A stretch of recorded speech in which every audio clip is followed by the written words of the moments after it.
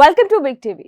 ప్రతి ఒక్కరం కూడా ఎన్నో ఏళ్ల నుంచి చూస్తూనే ఉన్నాం బిగ్ బాస్. అయితే ఇప్పుడు బిగ్ బాస్ మాత్రం సరికొత్త వేలో అయితే వచ్చేసిందని చెప్పొచ్చు. బిగ్ బాస్ సీజన్ 9 అగ్ని పరీక్ష అనేది మనం చూస్తూ ఉన్నాం. డిఫరెంట్ క్యారెక్టర్స్ ఉన్న మనుషులు అందులో ఉండటం అనేది అసలు రోజుకొక ట్విస్ట్ అని చెప్పొచ్చు, రోజుకొక టాస్క్ అని చెప్పొచ్చు. అసలు ఏం జరుగుతుందో కూడా తెలియదు. ఫైనల్గా అయితే 15 మెంబర్స్ సెలెక్ట్ అయ్యారు అంటూ కూడా మనకు కొన్ని వార్తలు వస్తున్నాయి. కాబట్టి ఇప్పుడు మనతో పాటు మాత్రం ఒక గెస్ట్ ఉన్నారు. ఆయన ఎవరో కాదు, మాస్క్ మ్యాన్. ఆయన చేస్తున్న టాస్క్లు కానీ అన్నీ కూడా ప్రతి ఒక్కరు కూడా చాలా రిసీవ్ చేసుకుంటున్నారని చెప్పొచ్చు. మరి వీటన్నిటికీ సంబంధించి ఆయన ఏం చెప్తారు అనేది ఆయన మాటలను తెలుసుకుందాం. నమస్తే అండి. హాయ్, నమస్తే. నమస్తే. అంటే ఆ మాస్క్ అనేది ఎందుకు పెట్టుకున్నారు అసలు? నేను 2 రకాలుగా చెప్తాను ఈ విషయాన్ని.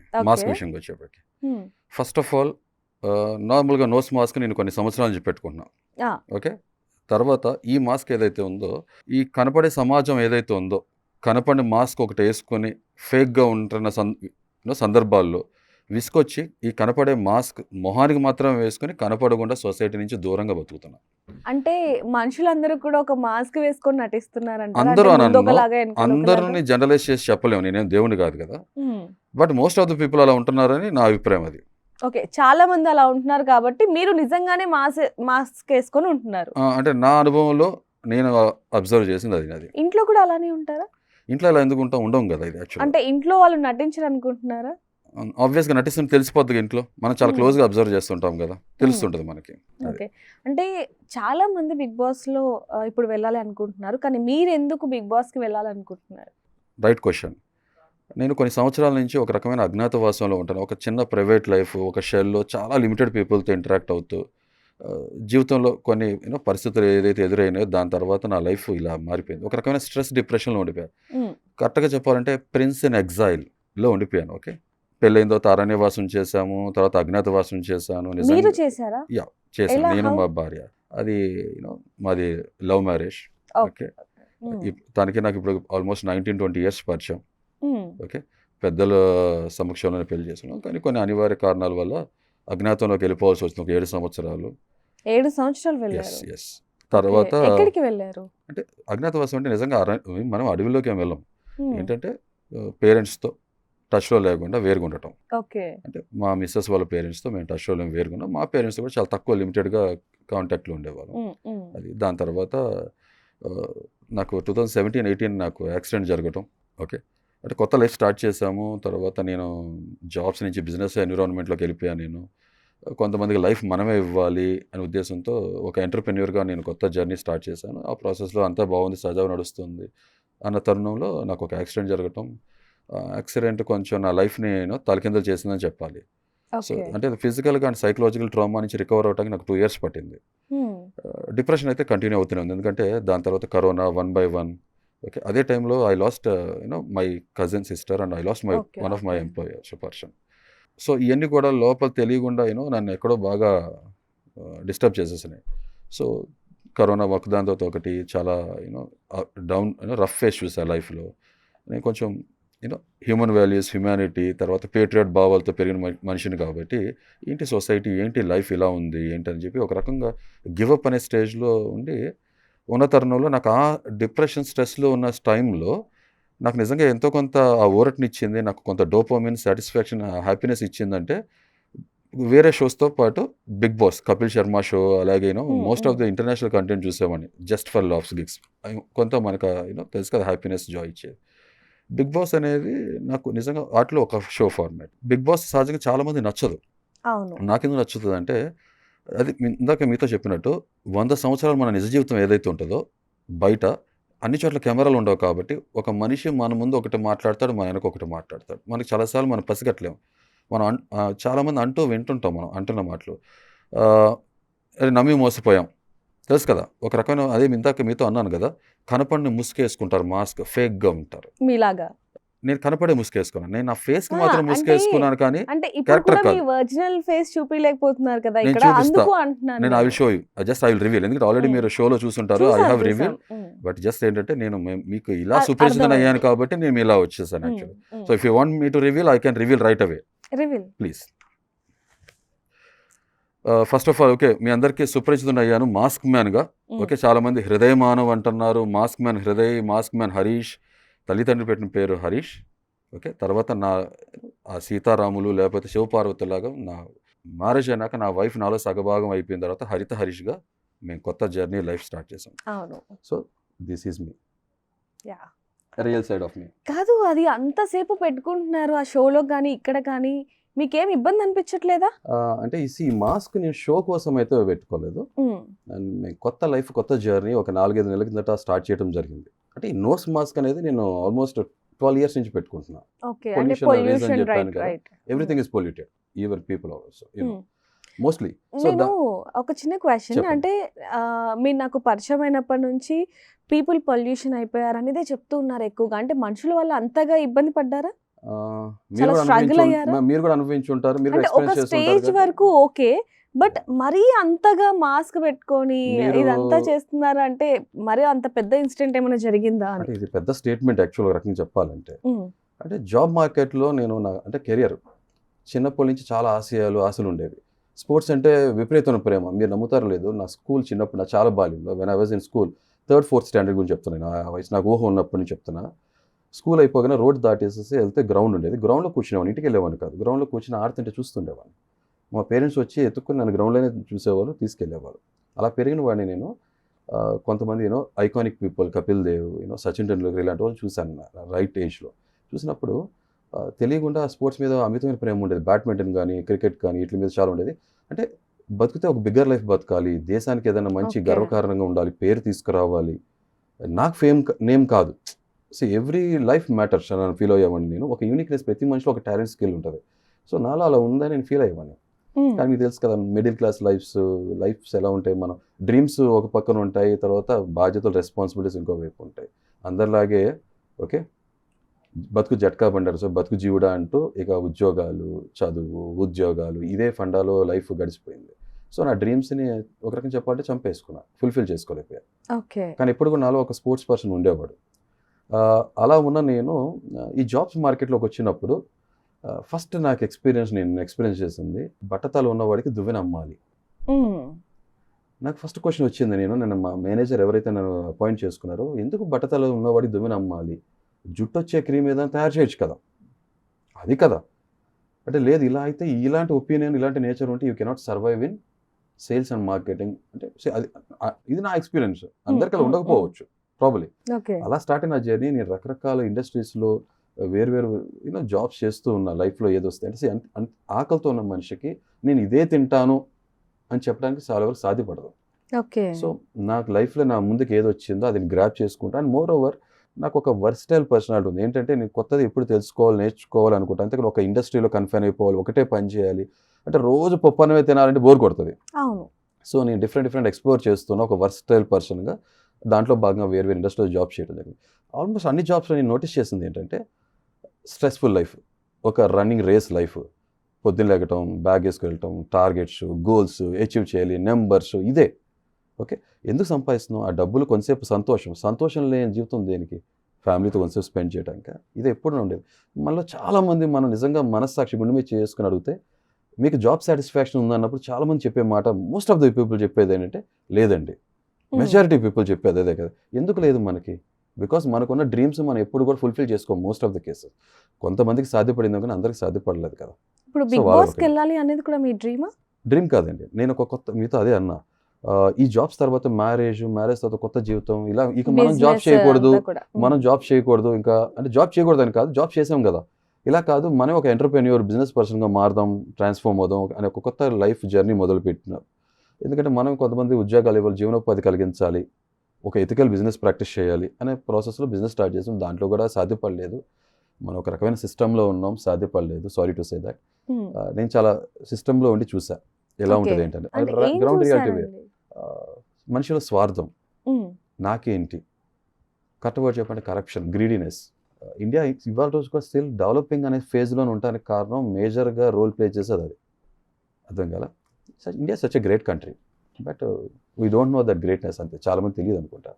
సో ఈ ప్రాసెస్లో ఉన్నాక నేను చెప్పాను కదా, యాక్సిడెంట్, బిజినెస్లో ఉన్న టైంలో యాక్సిడెంట్, అంటే డెస్టినీ నాకు ఇంకోటి రాసి పెట్టుందా అనుకుంటా. డెస్టినీ మనకు ఇంకోటి రాసి పెట్టిందేమో, I'm not made for this అనుకుంటా. సో ఆ యాక్సిడెంట్ నన్ను ఒక కొత్త లైఫ్, అది చెప్పగా స్ట్రెస్, డిప్రెషన్ ఉన్నాక ఇక అంటే తెలియకుండా ఐ లాస్ట్ ఒకదాని మై వెనకాల గ్లామర్, నా ఒకటి. లుక్స్ మీరు చూసి ఉండొచ్చు. చాలా Hmm. కోల్పోయాను. ఎందుకంటే స్ట్రెస్ ఒక మనిషిని ఎంత పాడు చేస్తుందో శారీరకంగా, మానసికంగా నేను కూడా ఆ ఫేజ్ ఎక్స్పీరియన్స్ చేశా. Hmm. ఈ ప్రాసెస్లో మీకు చెప్పా కదా, బిగ్ బాస్ అనేది నిజంగా నిజ జీవితంలో ఆ 100 సంవత్సరాల జీవితం ఏదో ఉంటుందో దాన్ని కుదించేసి 105 రోజులు లేకపోతే 120 రోజుల కింద కుదించేసి ఒక ఇంట్లో మనుషులు, రకరకాల మనస్తత్వంలో ఉన్న మనుషులందరినీ ఆ ఇంట్లో పెడతారు. వాళ్ళ ప్రతికూల పరిస్థితుల్లో మానసికంగా, శారీరకంగా ఎలా ప్రవర్తిస్తారనేది బిగ్ బాస్ ఫార్మాట్. ఫేక్గా నటించలేరు. ప్రతి ఒక్కరికి ఒక క్యారెక్టర్ పర్సనాలిటీ ఉంటుంది కదా, అది డెఫినెట్గా మ్యాక్సిమం క్యారీ చేయలేరు చాలా వరకు ఫేక్గా. ఏదో పాయింట్లో రివీల్ అయిపోతుంది. ఇంకా నటించే వాళ్ళు గొప్ప గొప్ప నటులు అయితే వాళ్ళు వేరే మనం కెమెరాలు కూడా పసిగట్టకపోవచ్చు, కానీ జనం చూస్తారు, వ్యూవర్స్ చూస్తారు, మేకర్స్ చూస్తారు కదా, తోటి కంటెస్టెంట్స్ నోటీస్ చేస్తారు కదా. సో నాకు బాగా నచ్చింది. ఇది ఒక లైఫ్ సంబంధించిన కేస్ స్టడీ లాంటిది. Hmm. మనకు చాలా మంది అనిపిస్తుంది ఏంటి కొట్టుకుంటున్నారు, అరుచుకుంటున్నారు, ఇది నిజ జీవితంలో కూడా అదే జరుగుతుంది. మనం ఇంటింటి మనం అందరూ మనం చూడడం అంతే, మీకు అంటే తెలుసు కదా. ప్రతి ఇంట్లో ఉంటుంది అది. సో అది ఏంటి అదే చెప్పా కదా, షార్ట్ కట్లో ఒక 105 డేస్లో ఒక ఇంట్లో పెట్టేసి దాంట్లో మనుషుల్ని వాళ్ళని చూస్తాం జరుగుతుంది. సో నాకు ఆ ఫార్మేట్ నచ్చేది కాబట్టి గత 3 సీజన్స్ నుంచి నాకు ఒక రకమైన డిస్సాటిస్ఫాక్షన్ ఉంది. సరైన కంటెస్టెంట్స్ లేకపోతే సరైన విన్నింగ్ కంటెస్టెంట్ దొరకలేదు అనిపించినప్పుడు తెలియకుండా లాస్ట్ ఇయర్ సీజన్ 8 కంప్లీట్ అయ్యేప్పుడు నాకు మదిలో మెదిలిన ఒక మాట నా నోటేమట యాదృచ్ఛికంగా వచ్చేసింది. Hmm. Power of sub conscious brain అంటారు దాన్ని. ఈసారి BB9 ఈజ్ మైన్ అనుకున్నా. నాలో ఒక Okay. కవి కూడా అప్పుడప్పుడు ప్రతి మనిషిలో ఉంటాడు కదా, Hmm. BB9 ఈజ్ మైన్ అనుకున్నప్పుడు అది నాకు ఇప్పుడు తెలియదు. ఈసారి BB9లో సామాన్యుడికి ప్రవేశం ఉంటుందనే విషయం నాకు తెలియదు. అసలు ఎలా ఉంటుందో కూడా తెలియదు బిగ్ బాస్ 9 సీజన్ 9 అనేది. అంటే లాస్ట్ టైమే సామాన్య ప్రజలకు కూడా ఉంది అని చెప్పారు కానీ తీసుకోలేదు. చెప్- కానీ ఈసారి మాత్రం చాలా మందిని తీసుకుంటున్నారు అంటూ కూడా కొన్ని వార్తలు వస్తూ ఉన్నాయి. అవును, ఈసారి అదే నాకు తెలిసింది ఎలా అంటే జూలై 8 కల్లా మనకి 3 minutes వీడియో క్లిప్ పెట్టమని చెప్పడం జరిగింది. అది నాకు ఎలా తెలిసిందంటే నా ఫ్రెండ్ ఒక ఆయన తిరుపతిలో ఉండటం, తను నిజంగా సర్వీస్ చేయడం కోసం ఆ దేవుడి సన్నిధి దగ్గర ఉంటాం. అక్కడి నుంచి నాకు కాల్ చేసి, హరీష్ గారు మీరు తప్పకుండా బిగ్ బాస్లో పార్టిసిపేట్ చేయాలి, మీరు పంపించండి, బికాస్ యువర్ విన్నింగ్ కంటెస్టెంట్. ఆయన ఎన్నో సంవత్సరాలు నన్ను చూస్తున్నారు కదా, నాలో ఉన్న అన్ని Okay. షేడ్స్ అన్ని కూడా he no my potentiality, what kind of Hmm. Person I am, my personality and my potentiality okay. చేయమనండి. అలాగే యూఎస్ నుంచి ఇంకో ఫ్రెండ్ కూడా, నా ఫ్రెండ్ ఒక అమ్మాయి, తను కూడా చెప్పడం జరిగింది. అది చూసారా, అన్నీ కూడా మన బలమైన సంకల్పం ఉన్నప్పుడు అన్నీ కూడా దాన్ని సాధ్యపడేట్టు చేస్తుంటే సమకూర్చుతుంటే మనకు అన్ని టైంకి. నాకు 7th నేను వీడియో క్లిప్ పెట్టడం జరిగింది, పంపించడం జరిగింది. అదే టైంలో మా ఫాదర్ కూడా బాగా యాక్చువల్ జూన్ మంత్ ఎండ్ టైంలో కొంచెం ఆయనకి హార్ట్ సంబంధించిన చిన్న సర్జరీ కూడా అయింది, చిన్న ట్రీట్మెంట్. ఇక నేను ఒక వేరే నెంబర్ ఏదైతే ఇచ్చాను బిగ్ బాస్ కోసం, దాన్ని పెట్టుకుని చూశాను, వెయిట్ చేశాను. తర్వాత నాకేమీ కాల్ రాలేదు, అరే మనకి అవకాశం దొరకలేదేమో అనుకున్నా. బట్ అన్ఫార్చునేట్లీ కరెక్ట్గా ఒక రోజు నేను అలా పడుకున్నాను. మా వైఫ్ అన్నారు, ఎందుకు అలా దిగులుగా పడుకుని ఉంటావు, ఎందుకు అంత ఆలోచిస్తావు, కమాన్ లైఫ్ ఆల్వేస్. ఎందుకంటే తను చాలా నాకు బ్యాక్ బోన్ సపోర్ట్లా ఉంది. తను నిజంగా తల్లిలా కొన్ని సందర్భాలు చూసుకుంది. అలాగే విసుగు కూడా చూపిస్తారు కదా చికాకు కూడా, ఎందుకు ఎందుకంటే ఇష్టపడి చేసుకుందాన్ని, ఇష్టపడటం జరిగింది. తను ఐఎమ్ రియలీ బ్లెస్డ్. నేను కూడా అంతే ఈక్వల్గా ఇష్టపడ్డాం, ఇద్దరు ఒకరికొకరు ఇష్టపడి పెళ్లి చేసుకోవడం జరిగింది. ఒక హీరో లాంటి మనిషి ఎందుకు జీరో అయిపోతున్నావు అంతా ఆలోచించింది. మా ఫాదర్ అంటున్నా, నువ్వు సొసైటీ నువ్వేం మార్చలేవు సింగిల్ హ్యాండ్తో, సొసైటీ అలా ఉంది, గో విత్ ద ఫ్లో అంటారు. ఇలా go with the flow Subhash Chandrabose, Bhagat Singh కూడా అనుకుంటే వాళ్ళు కూడా చక్కగా మంచి లైఫ్ లీడ్ చేసేవాళ్ళు కదా. వాళ్ళు ప్రాణత్యాగాలు చేసింది వాళ్ళ రోజున మనం స్వేచ్ఛ వాయులు పీల్చుకోవాలి, ఫ్రీడమ్ అనేదాన్ని. ఈ ఫ్రీడమ్ని మనం దాన్ని మిస్యూజ్ చేస్తున్నాం అని ఫీల్ అవుతారు. నాకు నాలో ఒక పేటెడ్ ఎప్పుడు భావం. కాల్ వచ్చింది మీకు? అది చెప్తున్నా కదా, ఇది పడుకుని ఉంటే మా వైఫ్ లేపి 28th July I think 28th or 27th, I don't remember exact date, ఈ 3 రోజుల్లోనే లేచి బయటికి వెళ్దాం, ఒకసారి బయటకు ఒకసారి తిరిగి వద్దాము, మైండ్ ఫ్రెష్ అప్ అవుతుంది అని అంటే లేచి వెళ్తాను. కరెక్ట్గా డోర్ క్లోజ్ చేసి లాక్ చేద్దాం అనుకున్నప్పుడు నాకు ఫోన్ రింగ్ అవుతుంది మొదలుపెట్టి. నా దగ్గర 2-3 ఫోన్స్ ఉంటాయి కదా ఆబ్వియస్గా, అందరికి ఇవ్వాలి రేపు. లోపల బెడ్ సైడ్ లాకర్లో ఉంది. ఈ ఫోన్ అయినా కాదా, చాలా స్పామ్ కాల్స్ వస్తాయి కదా, డౌట్ఫుల్గా నేను వెళ్ళి చూడటం జరిగింది. చూడగానే స్పామ్ కాల్ ఏమో అనుకున్నా, సేమ్ 2 ఫోన్స్ అలాగే ఉంటాయి. ఈ ఫోన్ రింగ్ అవుతుంది. ఆ ఫోన్ వెనక బ్యాగ్ కూడా ఎలా వస్తుంది, సీ ద గుడ్ థింగ్స్ అని రాసి ఉంటుంది కేసు మీద. చూసారు అన్నీ ఎలా ఉంటాయో. నేను ఓపెన్ చేసి మాట్లాడితే, మేము బిగ్ బాస్ BB9 ఆడిషన్స్ నుంచి కాల్ చేస్తున్నానని చెప్పన్నారు. చాలా స్పామ్ కాల్స్ వస్తున్నాయి, ఫేక్ కాల్స్ వస్తున్నాయి కదా, ఇప్పుడు అంతా కూడా మనం చూస్తున్నాం కదా, సైబర్ క్రైమ్ ఎక్కువ ఉంది. నేను అడిగాను, మీరు జెన్యూన్ అంటే లేదు వాళ్ళు చెప్పారు. సో నేను ట్రస్ట్ చేశాను, వాళ్ళు మాట్లాడి కూడా లెజిట్ పర్సన్ అనిపించింది, జెన్యూన్ అనిపించింది. మాట్లాడా, మీరు సెలెక్ట్ అయ్యారు అది చెప్పడం జరిగింది, మాస్ గురించి అడిగారు. నేను ఇలాగ ఉన్నాను, this is how I am అని అంటే, యా మీరు ఇంట్రెస్టింగ్ పర్సన్లా అనిపించారు, you are selected first round అంటే. దాని తర్వాత సెకండ్ రౌండ్ అందరిలాగానే మనకి జూమ్ కాల్ ఇంటర్వ్యూ మీట్కి వస్తారన్నారు, వచ్చాను. They like me, group discussion, next 3rd round పిలిచారు. అక్కడ కూడా నేను నాలాగే ఉన్నాను నేను, దట్ ఈస్ మై పర్సనాలిటీ.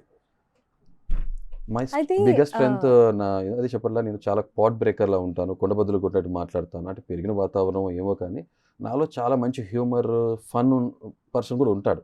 ప్రతి మనిషిలో రకరకాల ఎలిమెంట్స్ ఉంటాయి కదా. అయితే ఇందాక మీరు చెప్పినట్టుగా అంటే దేశానికి ఏదైనా చేయాలి, నేనంటూ నాకు పేరు తీసుకురా, నేను అంటే నాకు పేరు వద్దు దేశానికి పేరు కావాలి అన్నారు కదా. దేశం పేరు వస్తే auto మరి మన పేరు బిగ్ వస్తుంది. బాస్ కి వెళ్తే పేరు వస్తుందా దేశానికి? అదే చెప్తున్నా కదా, నేను బిగ్ బాస్ కోసం పుట్టలేదు. నేను నార్మల్ గా అడుగుతున్నాను ఇప్పుడు మిమ్మల్ని. నేను ఇందాక మీరు చెప్పారు కదా ఆబ్వియస్ అందుకని. గా పేరు కోసం కాదండి. ఎవరైనా కోరుకునేది ఏంటంటే లైఫ్లో ఏదో ఒకటి చేయాలి, మనకంటూ ఒక ఐడెంటిటీ, యూనిక్నెస్ ఉండాలని కోరుకునే మనిషిని నేను. సో ఈ ప్రాసెస్లో నాకు ఇలా రావటం, ఇదంతా జరగటం, ఈ ముందే నేను ఒక 4 months బ్యాక్ మీకు చెప్పినట్టు నేను మా వైఫ్ కలిపి హరిత హరీష్ అనే ఒక ఛానల్, యూట్యూబ్ అండ్ ఇన్స్టాగ్రామ్ అవును, ఛానల్ అవును. జర్నీ స్టార్ట్ చేసాం కంటెంట్ క్రియేటర్గా. అంటే మాలో ఉన్న యూనో ఆ క్రియేటర్స్ ఎవరైతే ఉన్నారో మా సైట్ తెలియచేయాలని ఒక లైఫ్ స్టైల్ ఛానల్ స్టార్ట్ చేయడం జరిగింది. మోస్ట్లీ మీరు కొన్ని రివ్యూస్, కుకింగ్ వీడియోస్, అలాగే మానవ సేవ, మాధవ సేవ, రకరకాల ఎలిమెంట్స్ చేయాలి. నేను ఎవ్రీ లైఫ్ మ్యాటర్స్ అంటాను కదా, నేను ప్రతి మనిషిని కూడా ప్రేమిస్తా, ఆ మనిషితోనే నాకు ఫైట్ కూడా ఉంటుంది యాక్చువల్గా. ఓకే. సో ఆ జర్నీలో భాగంగా, మా కొత్త జర్నీలో భాగంగా ఇది రావడం జరిగింది. సో నాకు ఒక మైల్ స్టోన్లా ఫీల్ అవుతా. నిజంగా అగ్ని పరీక్షగా అంటాం కన్నా కూడా నాకు ఇది ఆపద్ బాంధవులాగా వచ్చింది బిగ్ బాస్ అవకాశం అని అనుకుంటాను. అంటే బిగ్ బాస్ కొన్ని సీజన్స్ ఇంతకు ముందు చూసుకుంటే చాలా మందికి సాటిస్ఫాక్షన్ లేదు కాబట్టి ఇప్పుడు అగ్ని పరీక్ష పెట్టిన తర్వాత బిగ్ బాస్ లోకి ఎంట్రీ ఇచ్చే వాళ్ళని కొంతమందిని సెలెక్ట్ చేశారు ఆల్రెడీ. ఓకే. సో దాంట్లో మీరు కూడా ఉన్నారు. So congratulations. కాకపోతే ఒక చిన్న డౌట్ అండి, అంటే అందరూ వెళ్తున్నారు అక్కడికి, ఓకే, బట్ నేను డిఫరెంట్గా ఉండాలి, నేను అందరికి నోట్ అవ్వాలి అని చెప్పి మీరు మాస్క్ పెట్టుకున్నారు అనుకోవచ్చా మేము? అలా మీరు అనుకోవచ్చు, పాపం మీకు తెలియదు కదా నేనేంటో. అదే చెప్తున్నా కదా, ఇప్పుడు మా ఛానల్ ఏదైతే ఉందో ఆ ఛానల్లో మీరు చూస్తే 4 నెలల కిందట, 5 నెలల కిందటే నేను ఆల్రెడీ మాస్క్తో కనపడతాను. మీరు 1-6 ఈ videos మాస్క్తో? ఇదే మాస్క్తో. ఓకే. ఇదే మాస్క్తో నేను కనపడటం జరుగుతుంది. మీరు చూడొచ్చు, మీరు 1-2 వీడియోస్లో మాస్క్తో కనపడతా. ఒక దాంట్లో ఒక thumbnail లో జస్ట్ నా ఫోటో, అది కూడా మా వైఫ్ ఫోర్స్ చేస్తే ఒక ఫోటోలో ఒక సైడ్ యాంగిల్ ప్రొఫైల్లో కనపడతా, ఒక రకమైన డయాగ్నల్ యాంగిల్లో. తర్వాత మా పాత ఫొటోస్, జ్ఞాపకాలు ఏదైతే ఉన్నాయో మా పెళ్లి రోజు సందర్భంగా తను కావాలని చెప్పి ఒక వీడియో చిన్నది, ఒక రీల్ చేసి చిన్న షార్ట్ పెట్టడం జరిగింది. అదర్ దెన్ దట్ నేను ఈ మాస్క్లోనే మీకు కనపడి ఉంటాను అంతే. ఫస్ట్ వెళ్ళిన తర్వాత అగ్ని పరీక్షలో ఎవరైతే జడ్జెస్ ఉంటారో వాళ్ళందరినీ కూడా డిసప్పాయింట్ చేయడం జరిగింది. అప్పుడు మీరు అనుకున్నారా అసలు నేను నెక్స్ట్ 11కి వెళ్తానా అని అనుకున్నారా మీరు? నాకు బిగ్గెస్ట్ అచీవ్మెంట్ ఏంటంటే, ఒక అజ్ఞాతంలో ఉండిపోయాను, ఇక ప్రిన్సల్ ఎగ్జైల్లో ఉన్న మనిషిని నేను, ఇక గివప్ చేసేద్దాం లైఫ్ అనుకున్నాక, గివప్కి ఒక కారణం చాలామంది, ఐఎమ్ టాకింగ్ అబౌట్ సూసైడ్. అరే సూసైడ్ చేసుకుందాం అనుకున్న ప్రతి ఒక్కరికి కూడా ఒక బలమైన కారణం ఉన్నప్పుడు ఎందుకు పుట్టామనే దాని విషయం కూడా తెలుసుకోవాలిగా, అన్వేషించుకోవాలి కదా. సో పర్పస్ ఆఫ్ లైఫ్ అనేది తెలుసుకోవాలనే ప్రాసెస్లో మొదలుపెట్టిన నా జర్నీ. ఆ ప్రాసెస్లో నేను ఇక అయిపోయింది, ఒక ఫీనిక్స్ బర్డ్ లాగా యాషెస్ నుంచి రైజ్ అవ్వాల్సిన టైం వచ్చింది. ఆ ashes nothing but stress and depression. దీని నుంచి పైకి ఎగరాలి, fly high like a phoenix bird on fire అనే ప్రాసెస్లో నేను ఇంకా బయట రావటం మొదలుపెట్టినాక ఈ బిగ్ బాస్ అవకాశం కదా. నాకు బిగ్గెస్ట్ అచీవ్మెంట్ ఏంటంటే, అసలు ఫొటోస్కి, కెమెరాస్ ముందు, వీడియోస్కి రాను నేను, మాస్క్ లేకుండా రాను నేను. మోస్ట్లీ 99% ఇష్టపడిన మనిషిని, జనజీవన శ్రమంతిలో లేనని చెప్పుకోవచ్చు కరెక్ట్గా చెప్పాలంటే. అలాంటిది నేను అన్ని కెమెరాస్ మధ్యలో, అంతమంది జనం మధ్యలో వచ్చి నుంచుంటమే నాకు biggest challenge. I was very nervous ఫ్రాంక్గా. అది కాకుండా బయట ఉన్న టెంపరేచర్, వెయిటింగ్ రూమ్లోనూ, లోపల షోలో, ఆ సెట్లో ఉన్న టెంపరేచర్ చాలా 15-20 degrees తేడా ఉంది అనుకుంటున్నాను నేను. బయట అంత హ్యూమిడిటీ ఉంది, లోపల అంత చల్లగా ఉంది, చలిగా. ఫస్ట్ ఆఫ్ ఆల్ నర్వస్గా ఉన్నా. నర్వ్స్ ఉన్న ప్రతి ఒక్కరు నర్వస్గా ఉంటాడు. I was very nervous. At the same time I have that nerve and gut to face anyone. I'm very fearless. నర్వస్గా లేనని చెప్పడం అనేది అతిశయోక్తి, అబద్ధం చెప్పడం. సో అంతమంది మధ్యలో నుంచిన ఆ నవదీప్ కానీ, లేకపోతే అభిజిత్ కానీ, బిందు మాధవి గారు, వాళ్ళు మనం చూసాం యాక్చువల్గా షోస్లో. ఒక్కొక్కరు ఒక పర్సనాలిటీ ఉంది. సో ఫస్ట్ ఆఫ్ ఆల్ నేను ఎవరన్నా నాతో డిస్రెస్పెక్ట్ఫుల్గా మాట్లాడితే నాకు చాలా కోపం వచ్చేస్తుంది. ప్రతి మనిషికి అదే గౌరవం ఇవ్వాలి, గౌరవం తీసుకోవాలి, అంతే. Give respect, take respect. Okay, వాళ్ళు నన్ను స్క్రూటనైజ్ చేయడం కారణం కూడా వాళ్ళకి నాకు ఒక పర్సనాలిటీ ఉందని వాళ్ళకి అర్థమైంది కదా. సో నాలో బెస్ట్ తీసుకురావడానికి కోసమే, నిజంగా నేను ఫేక్ పర్సన్ లేకపోతే నిజంగా రియల్ లైఫ్లో ఇంతేనా అని తెలుసుకోవడం కోసం ప్రతి ఒక్కరు వాళ్ళ వరకు వాళ్ళు they did a very wonderful job. నేను ఫ్రాంక్గా చెప్తాను. అంటే వాళ్ళు చెప్పేదంతా అంటే ముందుగానే ఏదైనా మాట్లాడుకుంటారా, లేకపోతే ఫస్ట్ ఒకటి చెప్పండి, జడ్జెస్గా వాళ్ళు ఓకేనా, రైట్ ప్లేస్లో కూర్చున్నారా వాళ్ళు ఓకేనా కాదనేది నా పర్స్పెక్టివ్లో జడ్జ్ చేయడానికి నేను ఎవరిని? అంటే వాళ్ళు జడ్జ్ చేస్తున్నారు కాబట్టి మీరేం చెప్తారు వాళ్ళ? అదే చెప్తున్నా, నా పాయింట్ ఆఫ్ వ్యూలో చెప్పాలంటే, నేను ఒక స్పోర్ట్స్ పర్సన్గా, ఒక క్రికెట్ కెప్టెన్గా నేను ఉన్నప్పుడు నేను నిష్పక్షపాతంగా అన్బయాస్డ్గా నా ఫ్రెండ్ కూడా పిక్ చేసుకోకుండా నా క్లాస్లో వేరే వాళ్ళు ఎవరు బెస్ట్ వాళ్ళు పిక్ చేసుకోవాలనుకుంటాం, మన టీం గెలవాలనుకుంటాం. అలాగే వాళ్ళకు కూడా ఒక బాధ్యత ఉంది, ఏంటంటే బెస్ట్ పీపుల్ షోలో రావాలనుకుంటారు వాళ్ళు, అంతే. సో వాళ్ళ రోల్, వాళ్ళ డ్యూటీ వాళ్ళు బాగా చేస్తున్నారు. ఒక్కొక్కరికి ఒక పర్సనాలిటీ, ఒక స్టైల్, యూనిక్నెస్ ఉంటుంది, అలా చేశారు, అంతే, simple. So I feel they did their job pretty well.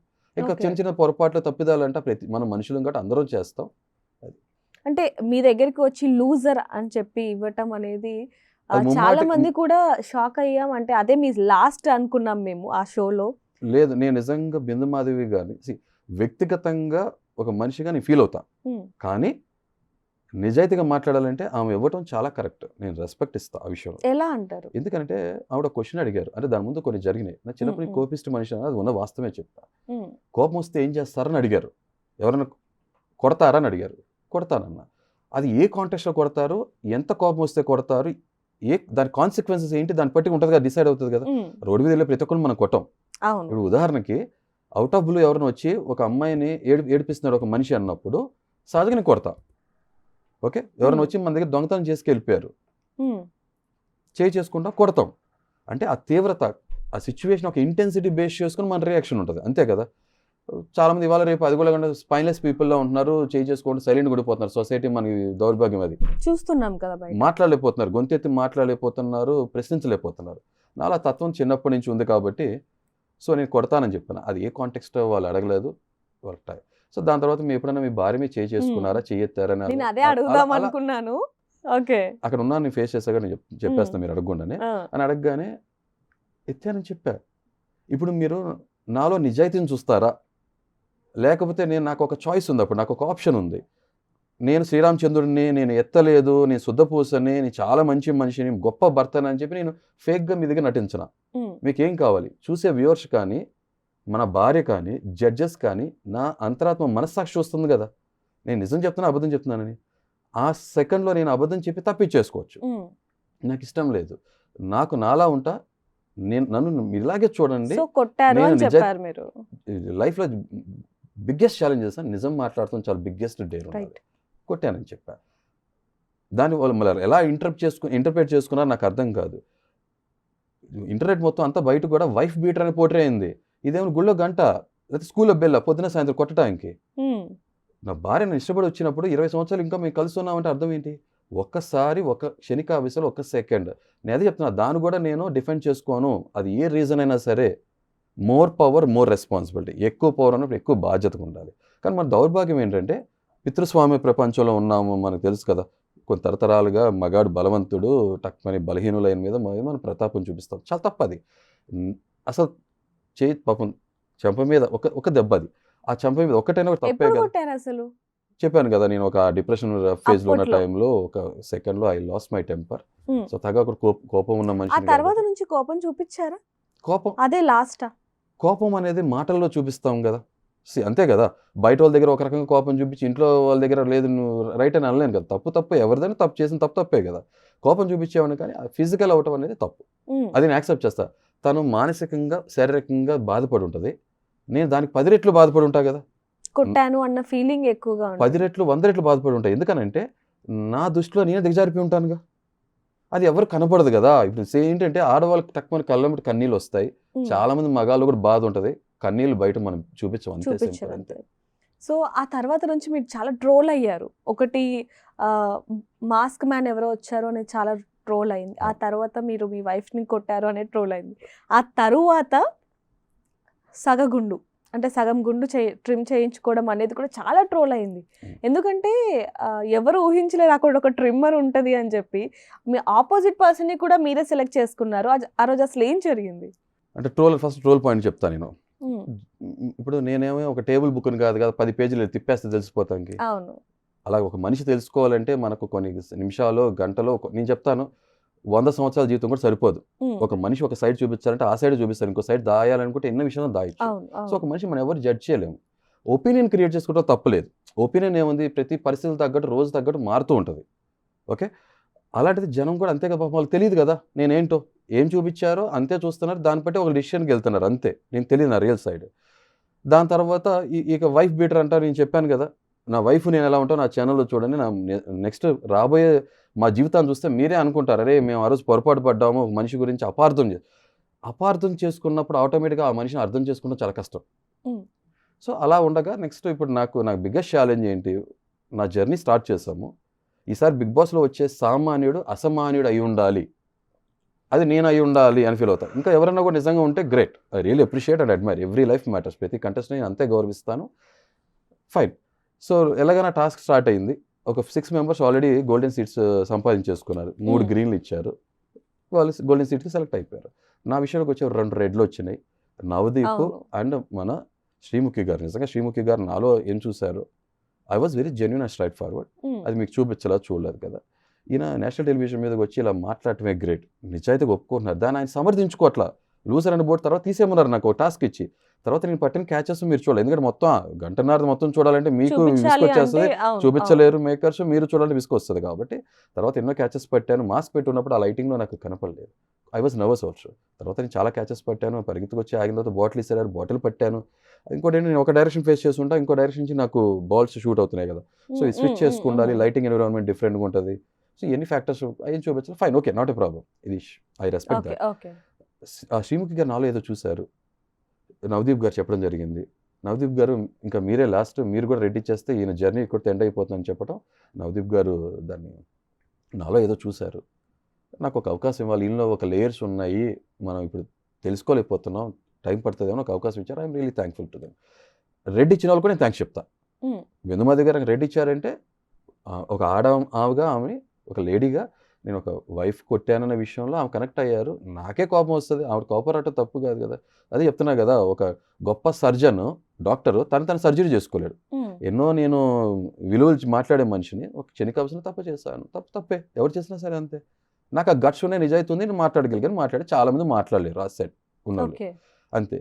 So ఆటోమేటిక్గా అవకాశం రావటం. తర్వాత నెక్స్ట్ మాకు 15 మెంబర్స్ కావాలి కదా ఫైనల్ 5th రౌండ్కి వెళ్ళడానికి. 15 మెంబర్స్లో 6 మెంబర్స్ ఆల్రెడీ డిసైడ్ అయిపోయారు, ఇంకా మిగిలింది 9 స్థానాలు. దానికోసం 16 మంది పోటీ పడుతున్నాం. సో ఆ రోజు డేర్ పేరు, అసలు టాస్క్ల పేరే డేర్ ఆర్ డై. డేర్ చేయండి లేదంటే చనిపోండి. Today is not my day to die another day.